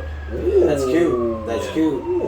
That's cute. Yeah. But that should be replaced with number 6, Yeah, and then it should be fuck out of here. Number 2. Yeah, it's not number 2. It's not number 2. Okay, so we got that, and now let's just jump to number 1. And now you have a reason to be mad because number 1 is Marineford from One Piece. Yeah, duh. I am actually not mad at that. Oh, That's the hands down the best One Piece. I'm not mad at that. And just show you I'm not making this up. And that's the only You guys reason. don't think I'm That's the only lying. reason I said Doflamingo. I think is better than that other arc. Mm. You know what I mean? That they had prior. But like I would not include 2 One Piece in top 3, right? Yeah, Number 1. But I would definitely include Marineford in top 3, like for sure. Okay. I'm upset about. Let the sirens go off. I'm upset I heard no Full Metal Alchemist in this list. They wildin' for that. They were wildin' for They that. wildin' for that. No. There were a lot of notable arcs missing. You're 100% right. No Full Metal. Yeah. What? No Demon Slayer arcs. Because that's too new. That's too new. They included They Attack on just- Titan. they They included Jujutsu Attack on Kaisen. Titan. They included Oh, JJK. Yeah, you can't say That's that. true. JJK was in there. Right, yeah, You right. can't say And that. that's why I'm upset that they're double dipping into Yeah. other anime when it's just like, yo, bro, just why are you saying, oh, this is good, but this is good too and better than that one? Then fuck the other one. Why you didn't include that one then? Like if we already know something in the same subject is better than that. You're right. If they didn't say JJK, I would have been like, this looks like all the arcs that were animated. This looks like it looks like everything he just saw in the anime and he just found manga pictures and was like, yeah, I read this too. Well, to in my defense, I'm more happy about Marineford, but I will say to me, the only reason I have love for Inai's Lobby in my heart is because it's the arc that really made me love One Piece. It was the first time I really saw them as a crew come together. Because in other arcs, they were like still kind of working the kinks out. But this was the arc that brought it all full circle. And you know this. You know this. It was the first time they got their ass whooped really, really badly. It was the first time there was mutiny on the ship. It was the first time we saw Usopp fight anybody and almost win. It was the first time Robin, it was one of the darkest backstories outside of Choppers. And you find out that there was this person who was on the run for 30 years and was just joining other organizations to stay alive. You find out later she wasn't even trying to be with Crocodile. She was just there because she knew like, yo, this nigga's strong, so, you know, I don't want to die. And you're just like, wait, you've been running for 30 years because that was it? And then the one person that was saving her got bodied by freaking Kizaru. No, which one was it? The Freeze dude. Why we always mix up their names? Yeah. And you even see that. And that's, remember, we thought he was black because of the afro. But anyway, it was all of that. That arc was so good. That arc was the introduction into the anime going into HD. That was their first time going into HD. They were even motherfucking Ruby. It's the hood, folks. It's Nerdz in the Hood in a nutshell. So, and it looks like they're going to be going for a little while. So, yeah. All indictment is right. All indictment is right now. Yo. Time it. Get a time There you it. 15 to 17 minutes. They're coming back. They're coming back. So we might They gotta go ride around out there and let everybody else know that they're riding outside, and then they go back down. We might want to speed this up. But yeah, long story short, it was just beautifully done the way it was done, and it was the first time also that they declared war on the world government when they shot the flag down, which even in real life is a crazy offense. So to me, all of those, maybe not top 3, I'll give y'all that, but it should definitely be top 15. It was top. It was number 3. It was number 3. Yeah, that's when you were like, yo, that's what you said. They were. I agree, Greg. It should be 1 art per limit. You're right. It should have been. Yeah. But whoever right, wrote Greg? this is why we do these lists, because there's millions of lists online for anything, whether it be sports or anime or movies, whatever. So we just be like going through it, because sometimes people be saying stuff like this, and you be like, how the hell was? I bet you if you go and talk to the person who wrote that, his favorite anime is One Piece. They're gonna see me on the Contact Us. They're gonna play it. Contact Us later today. He's gonna get a nice little Karen letter. Yo, talks about hello. Tell him to pull up this Friday. Right? Tell him to pull up this Friday. Number one, come through and argue with us. Yeah, right? word over at Bronx Brewery, so we can shoot drink, y'all. Right? Yeah, I gotta drink on VGA. Actually, I got you. So that we can discuss how you got it fucked up. Yo, if he comes through in a One Piece shirt, I would be crying. He's like, yo, he was right. Yo, this is fuck shit.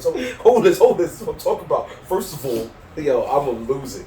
I'm going to lose it. And then I'll buy him another drink just because. Anyway, but yeah, that was Facts the Fuck Out of Here, folks. Like I said, this is what we do. If you see a list at any point in time that you're like, yo, I don't agree with this list, I need them to like tell me if I'm wrong, send it to us. Hit us up on Nerdz in the Hood, on all our social media, TikTok, Twitter, Instagram, even YouTube. Just hit us up, man. Just let us know.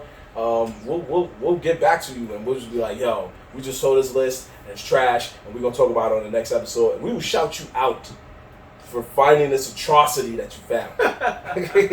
we don't like blasphemy, and we sure you don't neither. So hit us up at Nerdz in the Hood, NERDZINTHEHOOD. Brandon, good sir, we appreciate you, man. Hey, you're a good guest. Appreciate y'all chopping it up with me today. We're glad we got to know the origins of VGA, which was really interesting. But once again, because you let these people know what's going on this weekend, let them know where to contact y'all, all that good stuff. Where to find it. Yeah. In case you didn't already know. Yes, sir. I'm losing my voice a little bit, but once again, this is SB, aka So Brandon, aka Brandonlyfe, here once again. Obviously, with the Video Game Amateurs, that's the crew, that's the love, that's what we do in inclusive gaming community, where we're just here to do what we love and share that with y'all. You feel me? So with that, come share some good times, some good energy, some good gaming with us. And of course, a little bit of good bebidas, a little bit of good drinks, in case you are into that, obviously of age, over at Bronx Brewery, alright? That's going to be this Friday, June 10th, alright? From 4 p.m. to 11 p.m. You didn't hear that there's an after party from me, but be on the lookout from the actual VGA account at some point on Friday, okay? But yeah, we're going to be enjoying some retro games. We're going to be enjoying some tabletop games. There's going to be a bowling tournament, alright? There's going to be a couple of vendors. Shouts to, we were talking about Gundam. Shouts to Project New Types, because they're going to be in the building. We're going to be announcing that mañana, alright? Shouts to actually another secrets today, okay? Only secret exclusives for the Nerdz in the Hood, alright? Before it's even announced publicly. But we're going to have Ginger Shot Man over there, in case you need to get a little healthy. In case you need to retox before you detox, or detox before you retox. Okay, a little bit of that. I like that. Okay, I'm with it. You know what I mean? You know what I mean? We gotta build our immunity. You know, COVID's still out here. COVID's still in the building. So we gotta try to stay healthy wherever we can, however we can. Okay. On that note, we also got kitchens open, bringing the sweet baked goods into the building. If you like cookies, I'm not a pastry person myself, but my man holds it down. I make him, he bakes cookies. Trust me, he just baked over 200 recently for an order he got. So trust me, my man can make it happen, all right? Okay. Plethora of flavors. You're going to enjoy them. You're going to love them. Okay, we got the DJs on the set. Of course, myself, I'm going to throw down for Umpo Keats. Then we got Cash Games Only. We got Hoskin DJ. And then I got 2 special guests. Okay, I lisp occasionally. So good. I got Ultraviolet. I got Maddie Lane in the building. You know, they're going to do what they do and how they do it best. Okay, and we're actually going to have a couple 3D portraits for y'all. So we can take different kinds of selfie. You know what I mean? A 3D selfie per se, all right? So, in case you don't know, once again, we're going to be at Bronx Brewery, which means the libations are in attendance, all right? They're going to have a plethora of different flavors, different types, even seltzers that they can come through and satiate your needs, even if you just want some water. Other than that, of course, you can find the whole VGA team, the VGA associates, the VGA crew over at Twitch, over at YouTube, over at Twitter, over at Instagram, over at TikTok, at VG, V as in Victor, G as in Gaming, Amateurs, okay? That's AMATEURS. Catch us there. I love you, mucho. Yeah, that's what I'm talking about, baby. That's what I'm talking about. Quick question. Paul? They're back. They're back. They're moving faster this time, Listen, I know the schedule, bro. They just went to show off. We got the bikes, we got the noise.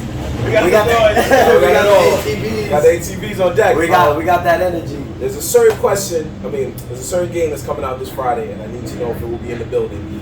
Will you guys have Mario Strikers for the Switch? You know what's if not, crazy? it's okay. You know what's crazy? What's up? We wouldn't be the video game amateurs without having the latest game being dropped. What do you mean? Of course Mario Strikers is in the building. Alright? What are you talking about? What are you talking about? We got the latest, we got the greatest, we got the old, we got the new, the PS5's in the building. Talk to me nice. Okay, some of y'all still don't got that. No hate, no shade. Some of y'all still don't got that. We standing right next to it. Listen, I'm only saying that we gave away one for Christmas. You know what I mean? At one of our digital events, we does this. You know what I mean? We're not holding back. We give it out to the community as well. Also, actually, shout out to the whole situation we out here. Sponsored by Elgato, since we on all this Elgato equipment. All right. You know, they've been holding us down with not only streaming gear, video gear, mics, which we're talking to you right now, lighting, which we're being lit up by right now. All right. So big shouts to that, and we're also gonna have some of that in the building. And last but not least, big shouts to Nerdz in the Hood having me today, man. Appreciate y'all. That's what we do. Y'all some dope individuals. I'm I'm thankful and grateful being able to talk about shit that I love personally. Rant for a little bit. I appreciate y'all letting me run off for a little. But asking important questions like Gundo, about animes, about gaming and shit like that. I really love what y'all doing, man. This is super dope, and it resonates with me deeply, and I'm sure it resonates with everyone else here. So shouts to y'all, man. Yeah, it's our summer series right here. You and Luigi, man, y'all held it down. He was episode 69. You episode 70, man. Ooh, oh, so I'm not the sexy episode. I'm like, I'm the. Why Luigi got the sexy episode and I get the? Is it because of the mustache? Is that the mustache? Is that why? You did have the swag at the If anyone looks like he's doing porn, it look like Luigi. Luigi doing like 70s style porn with that like bound chicka wow wow music. No, I stay talking shit. I love my bro. That's my brother, man. I love Luigi. Shouts out Town's finest, man. Catholic school passing grade. Let's say that. But yeah, man. No, once again, I like being 70. 70 is a good number. Actually, number 7 was one of my first favorite numbers ever. Actually, it's still really good. 7 is such a good completionary number, right? And 0 doesn't really count, which means even though it's 7D, which shouts to y'all, that means you've done, if you were going weekly, over a year worth of episodes. Alright, so big fucking shouts to y'all on that. So you know that what I makes mean? you the year episode. You know what I mean? A little something.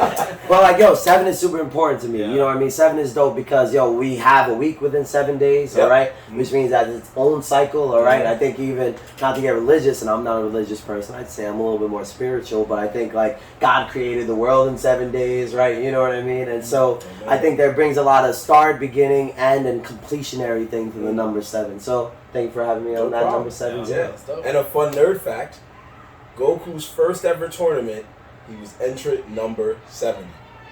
First ever that he lost to Master Roshi in the final round. Entrant number 70. There you go. See, so it works itself out. I always remember that. Always remember that. Always comes back to the hands. Yeah. I always go ahead. Oh, sorry. I just wanted to say, thank you for coming on the show. I had a great time with you. Personally, you taught us a lot about the VR and the things you're doing with that whole, studios, practice studios, and what you're doing with VGA. So congrats to you and your team. I know that that takes a lot of time, bro, and a lot of just a lot of contacting and just reaching out to people. So shout out to all of that, what you're doing, and then thank you for that rant about Jiraiya, because that is definitely going to be clipped. Oh yeah. Give us some time. Give us some time. I felt your energy, bro. Number 7? Yeah, bro. And shout out. You see importance of the number 7? That's exactly where the whole website had me fucked up. And shout outs to everybody that's been watching the whole time, that just been tuning in, that's been commenting. Thank you. We appreciate you. We appreciate you always tuning in and just watching what we're doing over here at Nerdz in the Hood and what we're trying to build. Yes, sir. So, it's because of this that we get to meet and make new friends and network with people like our boy, Brandonlyfe over so here. Many more. And so many more. You got the... Okay, no problem. So, I don't know if you saw, we made an anime rap intro for you with One Punch Man earlier. Yeah. Super hyped about that. Is there another anime you want? We can make that happen. Ooh. Gotta give us a little time, though. We got a request from Young Dennis. You know what's cool? You know what's cool about One Punch? One Punch was so good, because a lot of people didn't realize what was happening to them. Like, a lot of people didn't even know that the manga for One Punch was actually originally super shitty drawn. Yeah. But it resonated with people, and then it got redrawn. I forget what the artist did prior, but I know he's a really good artist who wound up doing the redraw.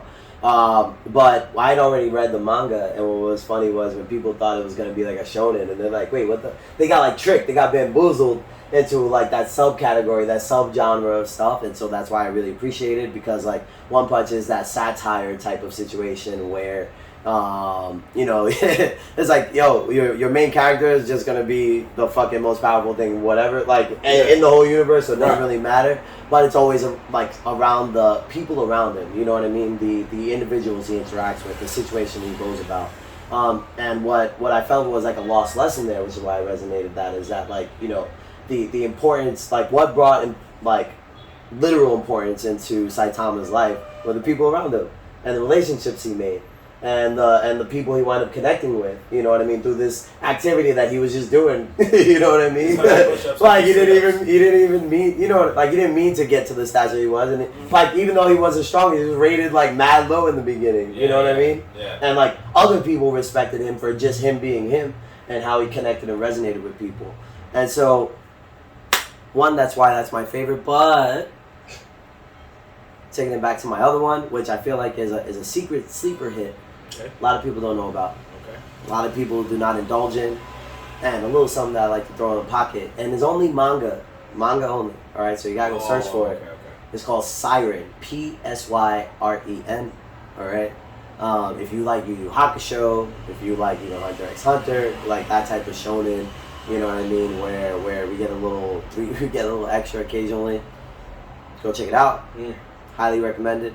And you can find that manga Kakalot, alright? And who knows, you may find a couple other shit there. Yeah. Alright. Don't worry, I got one for you, bro. Don't worry, I got one for you. But anyway, on that note, we're going to cap it here because we got to get ready for this Friday at the Bronx Brook. Because it's your boy More Black. Peace on signing up. And McGee. Young Dev. SB. And we are out of here, people. Nerdz in the Hood, Video Game Amateurs collabo. We'll catch you guys on the next episode next time. Peace. Later. Thanks to everybody for watching, y'all.